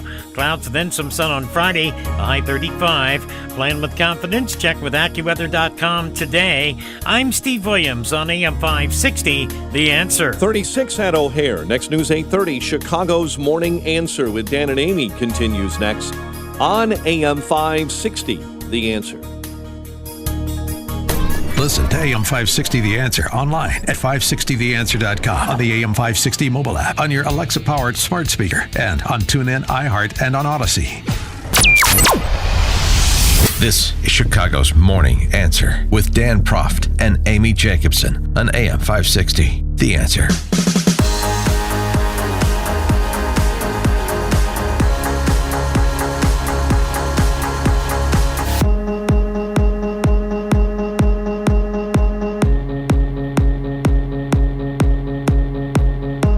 Top of the morning, Dan and Amy. Lots to talk about, so let's get right to it. Neil deGrasse Tyson is a celebrated astrophysicist. He's also the author and executive producer of a new documentary entitled Shot in the Arm. Neil deGrasse Tyson, thanks so much for joining us. Appreciate it. Yeah, hello. Hello. Yeah, thanks for having me on this, and good morning. Yes, good morning. So the documentary, as I've read the reviews, I haven't had a chance to see it yet. I know it just previewed in the last couple of weeks. Give us, in part, it seems to tackle supposed misinformation associated with COVID, the vaccines, science in general, perhaps. So give us an overview, if you would. Yeah, so it just premiered at the Palm Springs International Film Festival in California. And my association with the project is sort of as an educator. It's actually the brainchild of Scott Hamilton Kennedy, he's an award-winning documentarian. And my affiliation with it is as educator, as a science educator, as this other hat that I wear in addition to being an astrophysicist. And this film is all about exploring the roots of vaccine hesitancy, basically. And I think the title of the film is very clever, Shot in the Arm. And it takes a compassionate look at people who are trying to make a decision for themselves, and they're exposed to all manner of claims, especially brought to them via the internet. And the question is, how do you then decide? And the project was birthed at a time when vaccines were on the down. Vaccines were on the drop before COVID, and when vaccines were when parents were no longer vaccinating their children in certain pockets across the country, what we saw was that measles came back. Measles was a disease that was declared conquered, right, in the year 2000 across the United States. And so there are consequences when people don't vaccinate either themselves or vaccinate either themselves or their children. So it's an hour and a half documentary just exploring all the reasons and means and occasions why people have rejected vaccines, and then it shows why, in the total picture and the statistics of the likelihood of catching a disease, the efficacy of vaccines, and it shows why people are not always making decisions that are in their own interest. But how could this be a vaccine if you have to get a shot every 3 to 4 months? I mean, we're on number 4, number 5's right down the pipe. Because chickenpox, you get one vaccine. So you were not surprised. You were not surprised in any given year that there's a new flu vaccine, correct? Right. Right. I mean, that's a cult. The flu evolves, it mutates annually, and so let's get this year's flu vaccine, which has which is targeted to the emergent virus that we see coming out in regions of the world before it ends up getting to the United States. So it may be that COVID becomes one of these things where there's an annual vaccine to prevent you from getting it. That would not be a weird fact. I, not specifically being a medical expert, although many medical experts are interviewed in this film. So it's their expertise that's being shared with the public. I'm there guiding sort of script points about how to be most effective communicating information. But the point is, there's some other diseases where one vaccine fixed it forever, right? And like polio, for example, sure. But not all diseases have the same arc of evolution in our population. And so that's what we're learning. It was a novel virus discovered in 2019. So people need to recognize that as emergent knowledge comes out, as new strains come out, and we have the power to develop a vaccine for the new strain, I don't know why people were surprised by that. What are the sources? If I don't know how many you identify in the film, but give us perhaps a couple that are at the top of the list. The sources identified as leading to vaccine hesitancy. Oh, well, there's an entire community out there, and it's not just one person or one, but there's many. I mean, there's if you look at if you track it back into the when the vaccines first arrived, and then you saw people rising up on the internet. There were people like Del Bigtree. There was Bobby Kennedy. There are people who basically either just didn't trust the authorities. Let me not call them authorities because that's the wrong word. Let me say didn't trust the agencies where their entire goal is to establish what is the efficacy of the vaccines that have been put forth by pharma. And it has hundreds, and in some cases, thousands of medical professionals engaged in these trials and in the research. So what you can say to yourself is, I live in a free country, I'm not going to pay attention to any of that. Well, this is what science is all about, attempting to establish what is objectively true in the world. And look at how much other science we completely depend on. All right? You pick up your smartphone every day. Do you know how much science is in your smartphone? And engineering and technology and space with GPS satellites? Science is all around us. And what has happened, curiously, is that people have cherry-picked what they want to believe and what they don't. When you walk onto an airplane, you're not saying, well, I don't trust the science. The planes fly, right? So you're living on average twice as long as people did 150 years ago by the developments of modern medicine. So, right, but I think there's a chasm between, say, Robert Kennedy Jr. and Tony Fauci. There's a lot of infectious disease experts, equally credentialed, equally published, that had a variety of opinions about a multitude of matters under the umbrella COVID. So that's true. Yeah, right. So I mean, right. what? Just let me give you an example. Just if I could just give you an example to what I'm talking about. So Dr. Paul Offit, who's a pediatrician, and he was making the rounds. I think he's one of the medical experts featured in your film. Yes, he is. All right. So he was a proponent of vaccinations and so forth when the vaxes were first made available and the push was on. But then in September of last year, he said on CNN that he feared the CDC would recommend a new COVID booster for all when, quote, a healthy young person is unlikely to benefit. He said if there's not clear evidence of benefit, it's not fair to ask people to take a risk. No matter how small, the benefit should be clear. So that's a very different position than we were getting from sort of the gaggle of CDC experts that are omnipresent on cable news. There's gradations in terms of if it makes sense for this cohort or this specific individual or that specific individual. If a booster is necessary, did you have it? Do you have natural immunity? I mean, there's a lot of subordinate questions that are sort of not addressed by people who just say, continue to get the shots in your arm until we say stop. Yeah, so that's a very important point. And Paul Offit's commentary there was highly insightful regarding the demographics of of who needs it most, the vaccine, who needs it most, what are the risk factors of being hospitalized or of dying. And by the way, those risk factors became further and further tuned over the month by month as we saw who was getting affected and who was not, and who was dying especially. And so I think people need to recognize that the moving frontier of science is something that modifies any prior recommendation based on emergent data.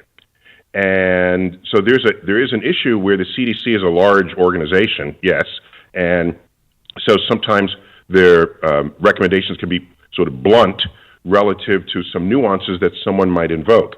So I think a big issue here is that transcends even those comments is it's one thing for you to say, I don't want to take the vaccine because I'm not at risk, but then you get COVID and then you transmit it to someone who is at risk. And this is the entire problem with infectious diseases. Because at the end of the day, it's not really about you. It's about protecting, it's about public health. Walensky came out and said if you get vaccinated, you're not going to spread it to anybody else. That was all bull jive. And you know it. So that's why people don't trust science anymore. And when are the experts seriously going to come out and talk about the side effects of the vaccers? Because how long are they going to, we've got myocarditis. We have a number of elite athletes just dropping dead. So here's a point that gets lost. And that is when the press reports, when anyone is interviewed, the people listening want some kind of certain answer. Mm-hmm. They want an answer with certainty, okay? Whereas every scientific measurement the results of it is a probabilistic statement. Yes. The research paper will report it probabilistically. So what I mean by that, of course, is well, I don't remember the exact number. Was it this protects 90% of all cases? Will keep you out of the hospital or keep you from dying? Well, that means 10% it does not protect. And do we fully understand why and how? I don't know. But the fact that you can find the exceptions that were consistent with the statistics does not undo the value of the broader statistic that's reported. And so if someone says you're not going to transmit it, they should have never said that, ever, because no data would say it's 100% you're not going to transmit it. They could have said you're less likely to transmit it.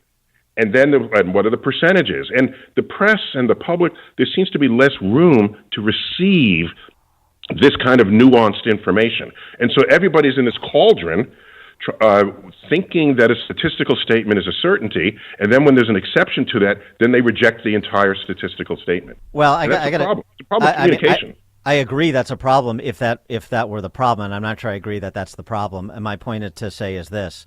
No, I think what a lot of people, myself included, are looking for is humility, particularly when you're dealing with a novel coronavirus, as you say, and you don't know how the thing is going to mutate. You're making assumptions based on very incomplete data that gets a little bit more complete as you go along. And when those assumptions turn out to be less than accurate, there's not a corrective statement issued, and here's what we know now, and here's what we're still trying to find out. I don't know how many times we had conversations, including with many, many medical experts on this show, where we said, okay, so just give me here's what we know now, and here's what we don't know, what we're trying to figure out, and here's how you should sort of make a risk assessment, because we live in a world of trade-offs. That's the adult world. That is exactly. But that's not what happened. Nope. And that's a failure. That's a communication failure, and that's unfortunate, because then it undermines people's confidence in a system that is designed to protect us. And so, by the way, the CDC changed their head during COVID, right? And we have a bit of that changeover there, where the new head of the CDC, I don't want to say confesses, that overstates it, but she admits that the communication channels and the pace of the communication, what was communicated, how it was communicated, was in deep need of improvement. And so one of the problems is scientists generally, they're in a lab, and then the camera and the microphone rolls. And are they thinking how you're going to hear their information? Are they Do they know how to shape it so that there's no ambiguity? It's a communication problem. Well, part of what why I about was this brought in- vaccine?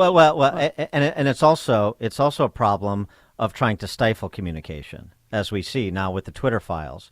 And just to use an example, Dr. Scott Gottlieb, who's a former FDA commissioner under Trump and a Pfizer board member, and that's disclosed when he goes on Face the Nation that he's a member of Pfizer board and so on and so forth. But still, and he is in the business, as we have seen many others in the business, of trying to get others to stifle dissenting views from legitimate places. I'm not talking about people that are ideologically anti-vax. I'm talking about, again, equally credentialed scientists and infectious disease experts, but you don't like an opinion that's coming from somebody, and so you run to have that person silenced, whether it's to your friends at a particular network or it's to your friends at social media.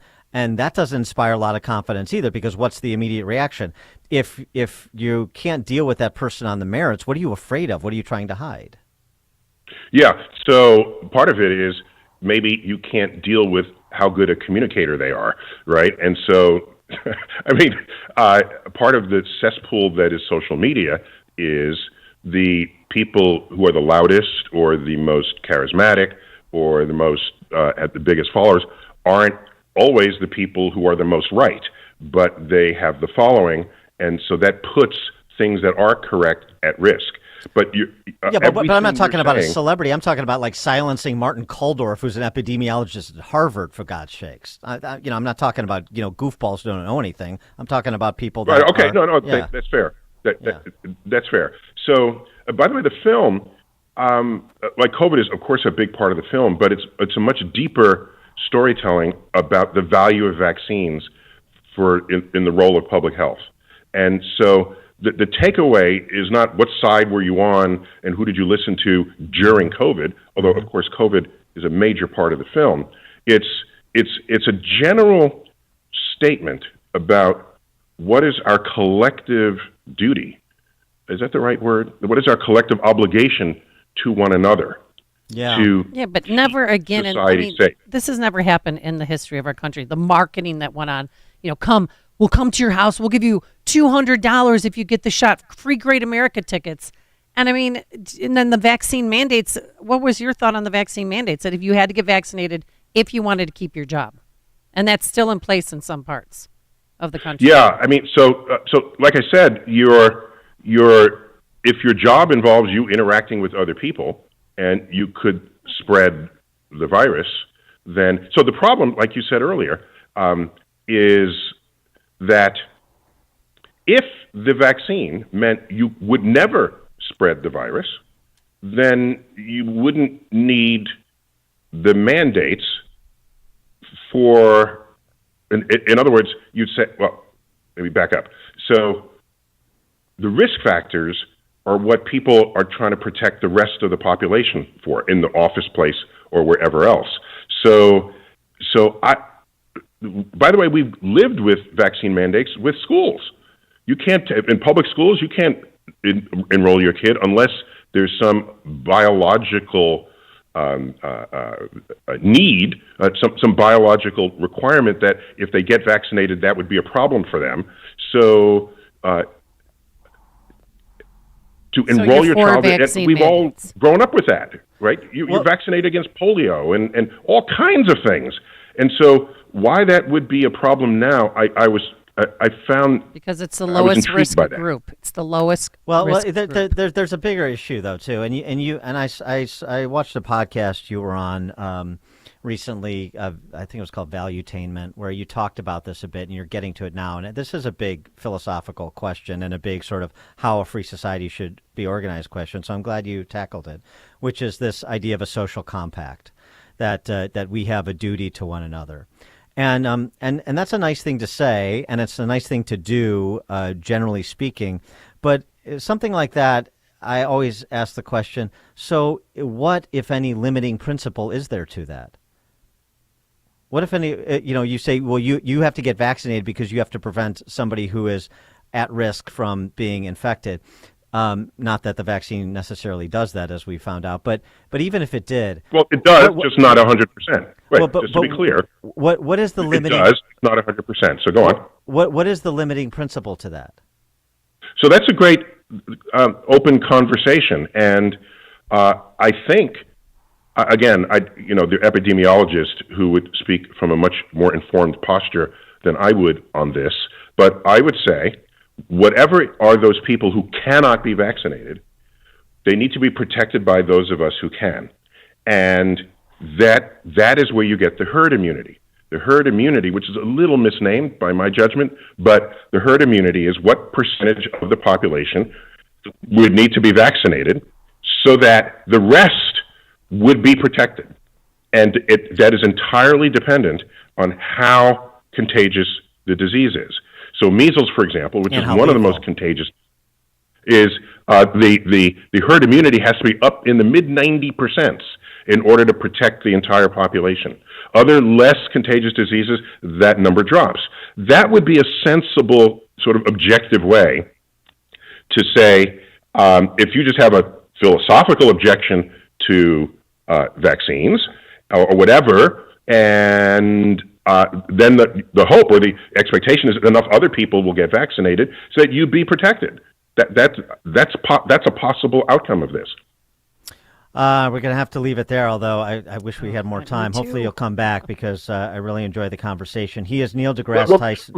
It's rolling out this year, and it's not officially released yet, but there's a website, shotinthearm.movie.com. And you can see, like I said, the value of the film is, I think it takes a compassionate look at all the vaccine hesitant cases in the black community where there was the Tuskegee, the abominable experiments, right? The Tuskegee study that was an abomination of medical science. So it takes a very open, concerned look at the whole story. The documentary Shot in the Arm, shotinthearmmovie.com. As you just heard, Neil deGrasse Tyson, astrophysicist. He's the author and executive producer of Shot in the Arm, that new documentary. Thanks so much for joining us. Appreciate your time. You got it. Thank you. Bye. Thank you. And he joined us on our turnkey.pro answer line. Coming up on Chicago's Morning Answer. We'll get your reaction, take some calls on our conversation with Neil deGrasse Tyson at 8:38. But now into the newsroom we go. Here is Mike Scott. 36 degrees in Chicago, 8:31 is our time, cloudy skies. Ukraine's interior minister and 17 others are dead, killed when a helicopter crashed into a kindergarten in a Kyiv suburb today. 3 children were among those killed on the ground. Last week, Treasury Secretary Janet Yellen warned Congress that the U.S. will reach its debt ceiling this week. While at the World Economic Forum in Davos, Switzerland, West Virginia Senator Joe Manchin said this morning that this is a bipartisan issue, and he plans on working with Republicans, but he will not back cuts to some social programs.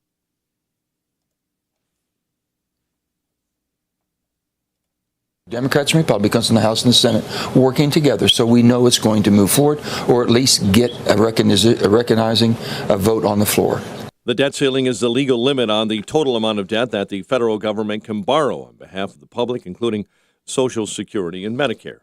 A potential pilot strike may be looming over Southwest Airlines. Pilots Union calling for a vote to authorize it to call for a potential strike. Southwest has been in contract talks with its pilots for years. Texas Governor Greg Abbott is once again dipping his toes into the national politics arena, calling for the head of Homeland Security to be impeached. The only reason why we have these people coming across the border like we do is because both the Homeland Security Secretary and the President are not enforcing current laws. House Republicans are moving swiftly to build a case against Secretary Alejandro Mayorkas. A woman and son are dead after a polar bear attack in Alaska. The bear fatally attacked the woman and her child before someone shot and killed the animal. Former Minneapolis police officer serving time for the murder of George Floyd wants a new trial. Derek Chauvin's attorneys will be in court today to make that request. 2 Racine, Wisconsin police officers have non-life-threatening injuries after a shootout with police during a domestic disturbance call last night. A woman and child inside the home are safe, according to police. There will be an emergency hearing today that could put a halt to Illinois' new assault weapons ban. Attorney Tom DeVore is asking a judge for a temporary restraining order, claiming the law is unconstitutional. If you're going to classify different groups of people in a law that's implicating a fundamental right, which this is, it has to survive strict scrutiny. The hearing will start at about 11 a.m. The parents of a 3-year-old girl who was struck and killed by a semi while they were biking last year in Chicago are taking legal action. Elizabeth Shambrook's parents filed suit. The child was on the back of a bike ridden by her mother in June when the mother tried to squeeze her on a ComEd truck, making emergency repairs that their lawyers claim was parked in a bike lane. Then Shambrook's parents were hit by a passing semi. Chicago area residents could see their electric bills go up next year. ComEd filed that request yesterday for a record-high 4-year, $1.5 billion rate increase. The ICC is expected to issue a decision by December. Blackhawks beat the Sabres 4-3 in overtime. College hoops, Notre Dame lost to Florida State. Valpo over UIC, and NIU beat Miami of Ohio. The news is a service of the AM 560 store. Order T-shirts, hoodies, and more from your favorite AM 560 brands, including Proft University. And a check of traffic and weather on the way next on AM 560. Mike Gallagher sees a win in the House. They have veto power on every bill. That has to do with the spending. Well, every decision that's made goes through the Powerful Rules Committee, and now you got 4 absolute rock-solid conservatives on that committee. What is it about Republicans we can't take a win? The Mike Gallagher Show. Weekdays at 9, right before Dennis Prager at 11 on AM 560. The Answer. Signature Bank is Chicago's fastest growing independently owned business bank. Your business and your money are in good hands with Signature Bank. I'm Dan Proft, and I know this because Signature Bank is my business bank. Hi, I'm Nick Philippus, co-owner of Joe Donut and a proud customer of Signature Bank. We're a locally owned artisan donut shop that focuses on chef-made small batch and craft donuts. We have 7 locations around the Chicagoland suburbs, with an 8th location coming soon. After opening our original stores in Glenview and Niles, we came to Signature Bank for financing for our new Mount Prospect location. From PPP and material delays in construction, Signature Bank was flexible and truly a banking partner that a small business like ours hadn't experienced before. Even their fraud department was able to stop a $30,000 fraudulent check from clearing our account. That allowed us to focus on selling donuts, knowing Signature Bank had our back. Signature Bank helps local businesses succeed. Let Signature Bank turn your business vision into reality. Visit signaturebank.bank. Member FDIC, equal housing lender. You know when you start up a motorcycle and you hear it go vroom, vroom, vroom when it takes off? I was losing that. I was losing my energy, like everybody does as they grow older. And I don't want to be tired. I don't want to look tired, and I don't want to be tired. I started using Balance of Nature about 1.5 years ago. Noticed the results immediately, and I went, oh my gosh, this works. This is what I've been missing all my life. I'm loving life actually more than I ever have. I missed my va-va voom. I got it back. Experience the Balance of Nature difference for yourself. See why Kathy Lee Gifford and thousands of others have had life-changing success with Balance of Nature. Take advantage of our New Year's offer while you still can. Call 1-800-246-8751 or go to balanceofnature.com. That's 1-800-246-8751 and get $25 off plus a free fiber and spice when you use discount code KLG.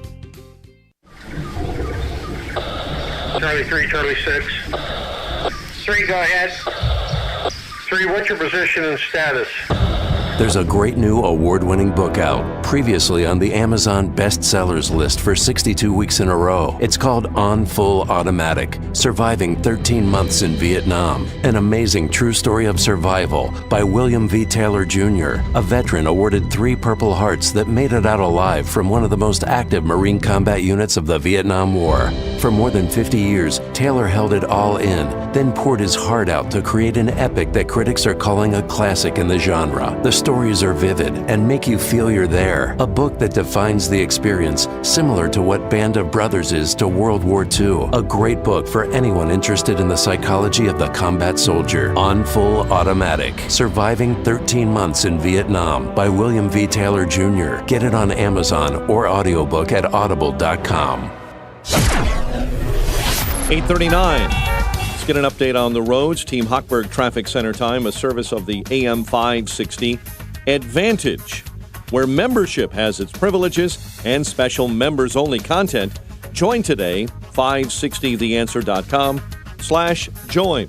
Willow Springs, 79th between Wolf and Willow Springs Road, closed due to a bad accident. Bad accident in Palos Hills this morning has 104th Avenue shut down in both directions between CalSag and 107th.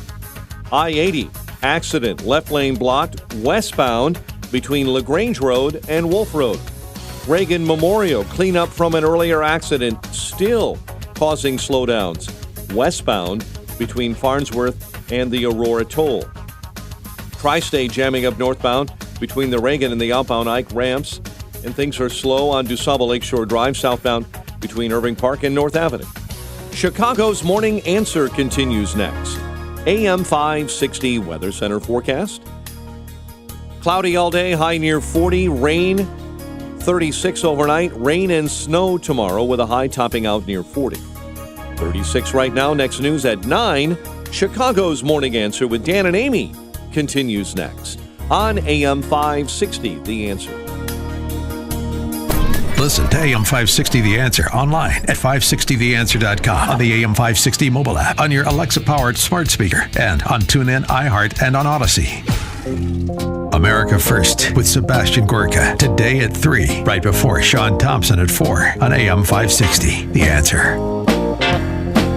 Top of the morning, Dan and Amy. Let's take a few calls in reaction to our interview with astrophysicist Neil deGrasse Tyson per his new documentary on vaccine hesitancy called Shot in the Arm, as we were discussing and getting a lot of feedback. One thing, though, is that more children in Illinois, we just had another child, too, die from the flu rather than COVID. So why aren't we, mandating the flu shot over the COVID shot? Yeah. Or giving certificates or free passes to Great America. In fact, since 2020, more people aged 0 to 17 have died from pneumonia than from COVID. But, the thing about it is interesting. One of the issues I have with him, start with premises. The premise that this social compact that you have to your neighbor imposes a responsibility on behalf of the collective, and you need to make health decisions with the collective in mind. Right, or else you'll kill grandma. And I just disagree with that. And this is an important foundational point. If you start from the premise that deGrasse Tyson starts from, then some of what he says probably makes sense to you. If you start from the premise that my individual health decisions and the decisions I make for my kids are about what's in my individual best interest health-wise and the individual best interest of my kids health-wise, that's where I start. He doesn't start from that place, and it's important to recognize that because it leads you down different paths. The second thing, even though I think he is, open-minded to the diversity of viewpoints on a number of issues under the heading COVID, including from medical experts and infectious disease experts that he likes and he features in his film, like we talked about with Dr. Paul Offit. He has a incredibly benign view of the sort of officially sanctioned expert class as so decreed by the government and the corporate media. And you heard him say that when he said, this is their mission. Because their mission sounds altruistic, they're to be given much deference, regardless of performance. And he didn't say regardless of performance, but as I said, he took a very benign view of their performance because of their mission and their stated altruistic motivations in spite of job performance. And I got an issue with that, too. And the last thing is, even though he concurred that we live in a world of trade-offs, Well, he didn't really address live in a world of risks. We take risks. There's vaccine hesitancy on the right, risks and trade-offs. Right. So he addressing vaccine hesitancy, which is, I know, the thrust of his film, and he doesn't have to cover every topic under the sun. It's his film, fine. But vaccine hesitancy, what about vaccine hesitancy that is sourced in concern that the risks associated with taking the vaccine are greater than the risks associated with getting COVID or getting COVID again? And if there were no risks, then I suppose the FDA wouldn't have that VAERS site that at least provides some self-reporting of adverse outcomes. Right. Got a text message. Some of my comments. It's called Liberty and Freedom of Choice. Polio shots were an actual vaccine. The jab is not. Well, right. Yeah, I get what that person is saying, right? You know, the vaccine prevented the contraction of polio, and you're dealing with a mutating virus here, so they're a bit different. Tom in Libertyville, you're on Chicago's Morning Answer. Hi, Dan and Amy. Thank you. You guys really have summed it up quite well. I'm a scientist. I was just a little bit of a background. I was trained and got my PhD at Hopkins and did my postdoc in neuroscience at Stanford. So just listening to what Dyson had to say, he might be a good astrophysicist, but he's really conflating herd immunity is properly achieved by natural immunity and also vaccines that actually work, as opposed to this one that may work a little. And, you know, all I can say is this is a typical Fauci-like approach that I keep hearing in science, and science, unfortunately, is going down the tubes big time with people like Fauci and Dyson that are claiming that they are science, and I'm very horrified at all of this. Thanks for the call, Tom. Appreciate it. Although I wouldn't put Tyson and Fauci in the same category. Fauci's in a category unto himself, but yeah, I mean, Tyson wasn't making those claims. I am science. I mean, he was saying more or less staying in his lane and sort of leaning on selected scientists as sort of one of the issues, I think. But I appreciate the call. Joe, Arlington Heights. Good morning. Yeah, my blood was boiling, and maybe I'll repeat a little bit of what you and others have said, but it was just a unfair comparison for him to talk about traditional vaccines, which are dead viruses or attenuated viruses, that, as I understand it, contain the four parts that constitute a virus. But what he was talking about, as if it were a virus, is genetic therapy that only stimulates one part of the body's immune system of its three main systems for fighting viruses. So he tried to appeal to how wonderful vaccines for measles and polio are when he was comparing apples and orange groves. And that just made me furious. It made me think that he is just, before the data's in, he claims to be a scientist, but the data's not in yet. We're still getting reports that, look, Australia was a lockdown, highly vaccinated country, as was Israel. And the data's still coming in from them. The people who have been vaccinated and boosted are having greater likelihoods of disease. But they don't want to address that. It's premature. The very fact that it's coming out so soon makes it, before all the data's in, we didn't go through 10 or 15 years of study through the FDA. We raced this through in 6 months and believe what pharma said. It sounds corrupt, and it sounds like propaganda. Thanks for the call, Joe. Well, you know, to that point, and another issue in the vaccine hesitancy is the junk science or politicized science, which is pretty much the same thing, that has been highlighted throughout the last 3 years. For example, our friend Dr. Marty Makary from Johns Hopkins, he tweeted this out June of last year when the FDA was making a blanket recommendation for young children to get vaxxed. He tweeted out, most concerning, the small vaccine study being used by the FDA for babies and young children excluded those who had COVID, yet FDA's blanket recommendation will impose the findings on 16 million children who had COVID. This is an error of generalization of outcomes research. So that's sort of a basic error, whether that was a honest error or a contrived one. But when you have junk science that is being used as the basis to make a recommendation, or even worse, to impose a mandate, you can understand how that would generate skepticism as well. All right. Speaking of data and COVID, from another perspective, an economist one, we're pleased to be joined now by Casey Mulligan. Casey is the economics professor at the University of Chicago. He serves as the chief economist for the White House Council of Advisors in 2018-2019. He's also the author of You're Hired, Untold Successes and Failures of a Populist President. Casey, thanks for joining us. Appreciate it. Hi, Dan. Hi, Amy.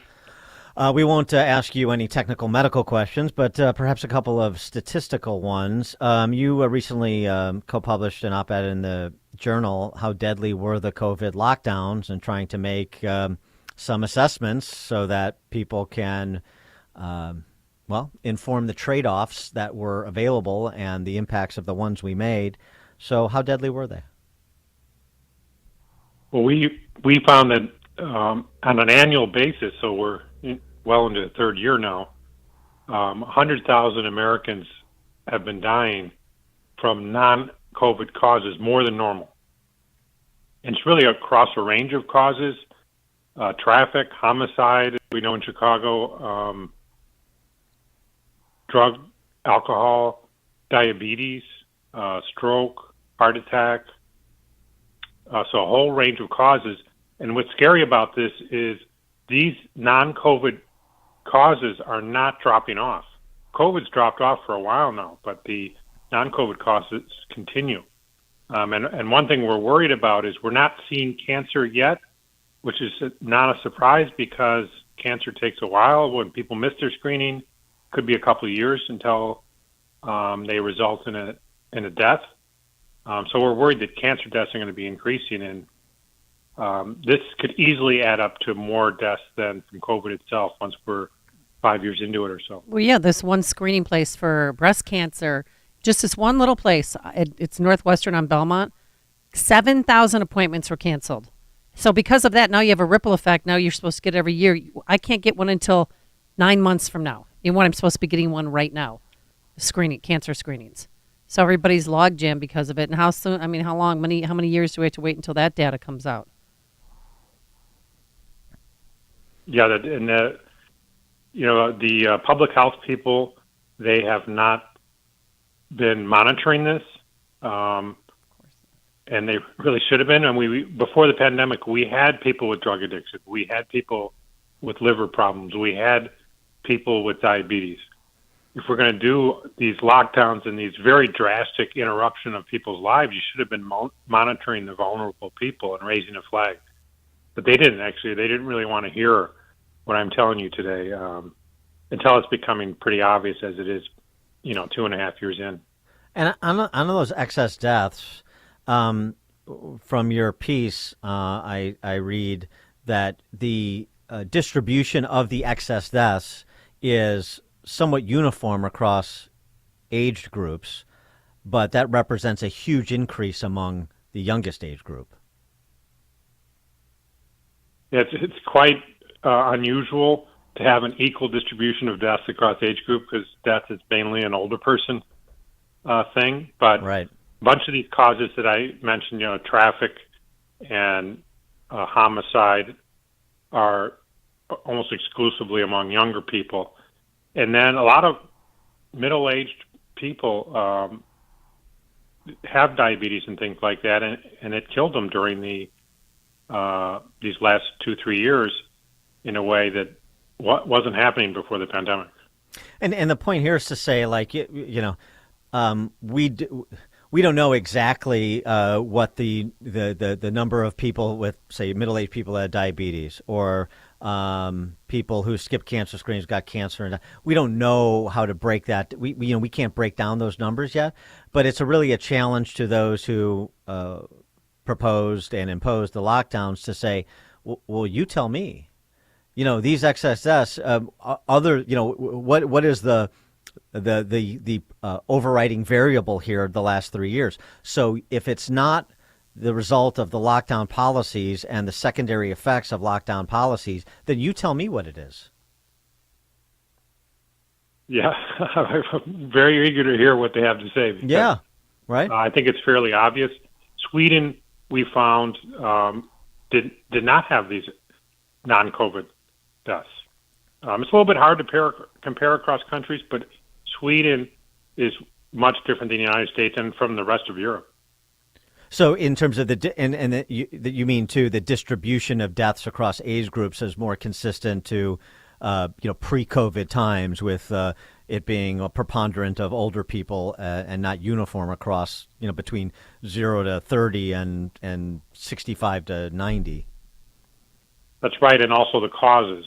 The causes in Sweden were mainly COVID. You didn't have all these extra things killing people, whereas Europeans did. Mm-hmm. And when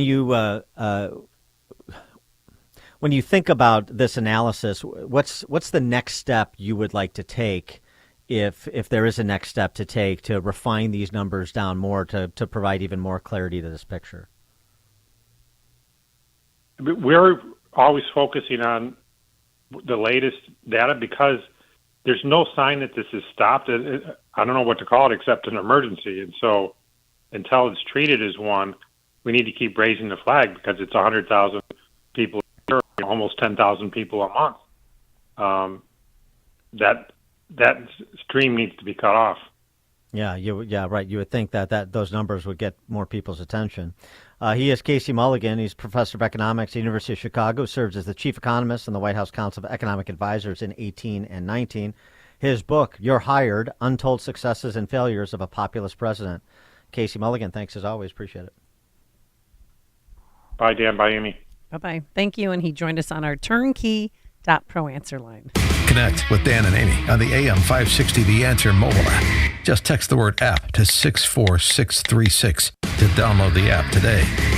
Exercise more, lose 10 pounds. Tired of New Year's resolutions you can't keep? Here's one you can keep: saving more for retirement. If you're a small business owner, independent, professional, consultant, or self-employed individual, according to the IRS, you may be able to save up to $265,000 a year pre-tax. You may think, I already have a retirement plan. I can't put away that much each year for retirement. No, you can't. Not with a traditional retirement plan, but you can with a defined benefit plan. A defined benefit plan is IRS approved and a way for high-income earners to begin to catch up on their retirement savings pre-tax. We call it a retirement accelerator. Visit yourretirementaccelerator.com to download their guide to see if you might qualify. That's yourretirementaccelerator.com. This year, make a resolution you can keep. This advertisement is for informational purposes only and should not be relied on as financial advice. Any specific recommendations are provided only after understanding your entire financial situation.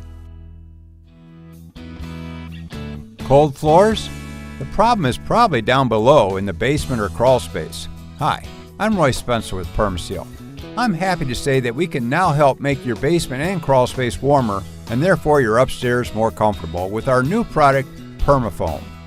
We spray this insulating foam between your floor joists, which will not only increase your energy efficiency, but will also deter insects, rodents, and is mold and mildew resistant. PermaFoam can be installed in just one day and is twice as effective as the old-fashioned fiberglass bats. For over 40 years, homeowners in Chicagoland and Northwest Indiana have trusted Permaseal to make their homes healthier and more valuable. Call a contractor you can rely on. Permaseal. 800-421-SEAL. That's 800-421-7325 or visit permaseal.net.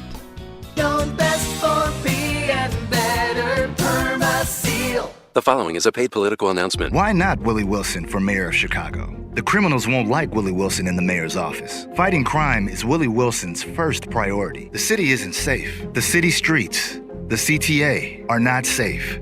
Willie Wilson knows that personally. My son was murdered. I know the anger, and I know the pain. Willie Wilson is ready to take on the criminals. Finally, Chicago, do it right. Willie Wilson for mayor. First, we decide where we want to go. Then we need to know the best way to get there. Hi, my name's Adam Barada. I'm the owner of Advantage Gold. We're the highest rated precious metals firm in the country. We teach people how to own physical gold and silver. Now, we've won the Best of TrustLink award 4 years in a row because we educate our clients on how to buy gold and silver the right way. We don't pay celebrity spokespeople millions of dollars. We'd rather pass that value on to you. Call 800-900-8000 and speak with one of our experts. We'll send you a free gold kit along with my latest #1 national best-selling book, The Great Devaluation. Call 800-900-8000. That's 800-900-8000. Get the best information, the best process, the best service, the best value. Call Advantage Gold at 800-900-8000. Call 800-900-8000. AM 560, The Answer. All right. What are you eating there, Dan? A little jealous, a little hungry. A little breakfast, you know. Good for you. I work up an appetite when I talk to astrophysicists. They're so interesting. All right. Thanks so much for making this part of your morning, part of your lives. Thanks to Justin Kosick, our technical producer, and Quinn McCarthy, our executive producer. Back here bright and early tomorrow morning, 5 a.m. Now into the newsroom we go. Here's Mike Scott. An emergency lawsuit challenging Illinois' new assault weapons ban. WIND Chicago News Time is 9 o'clock. He's accused of killing his wife. I'm Dave Anthony, Fox News. Brian Walsh in court moments ago in Massachusetts.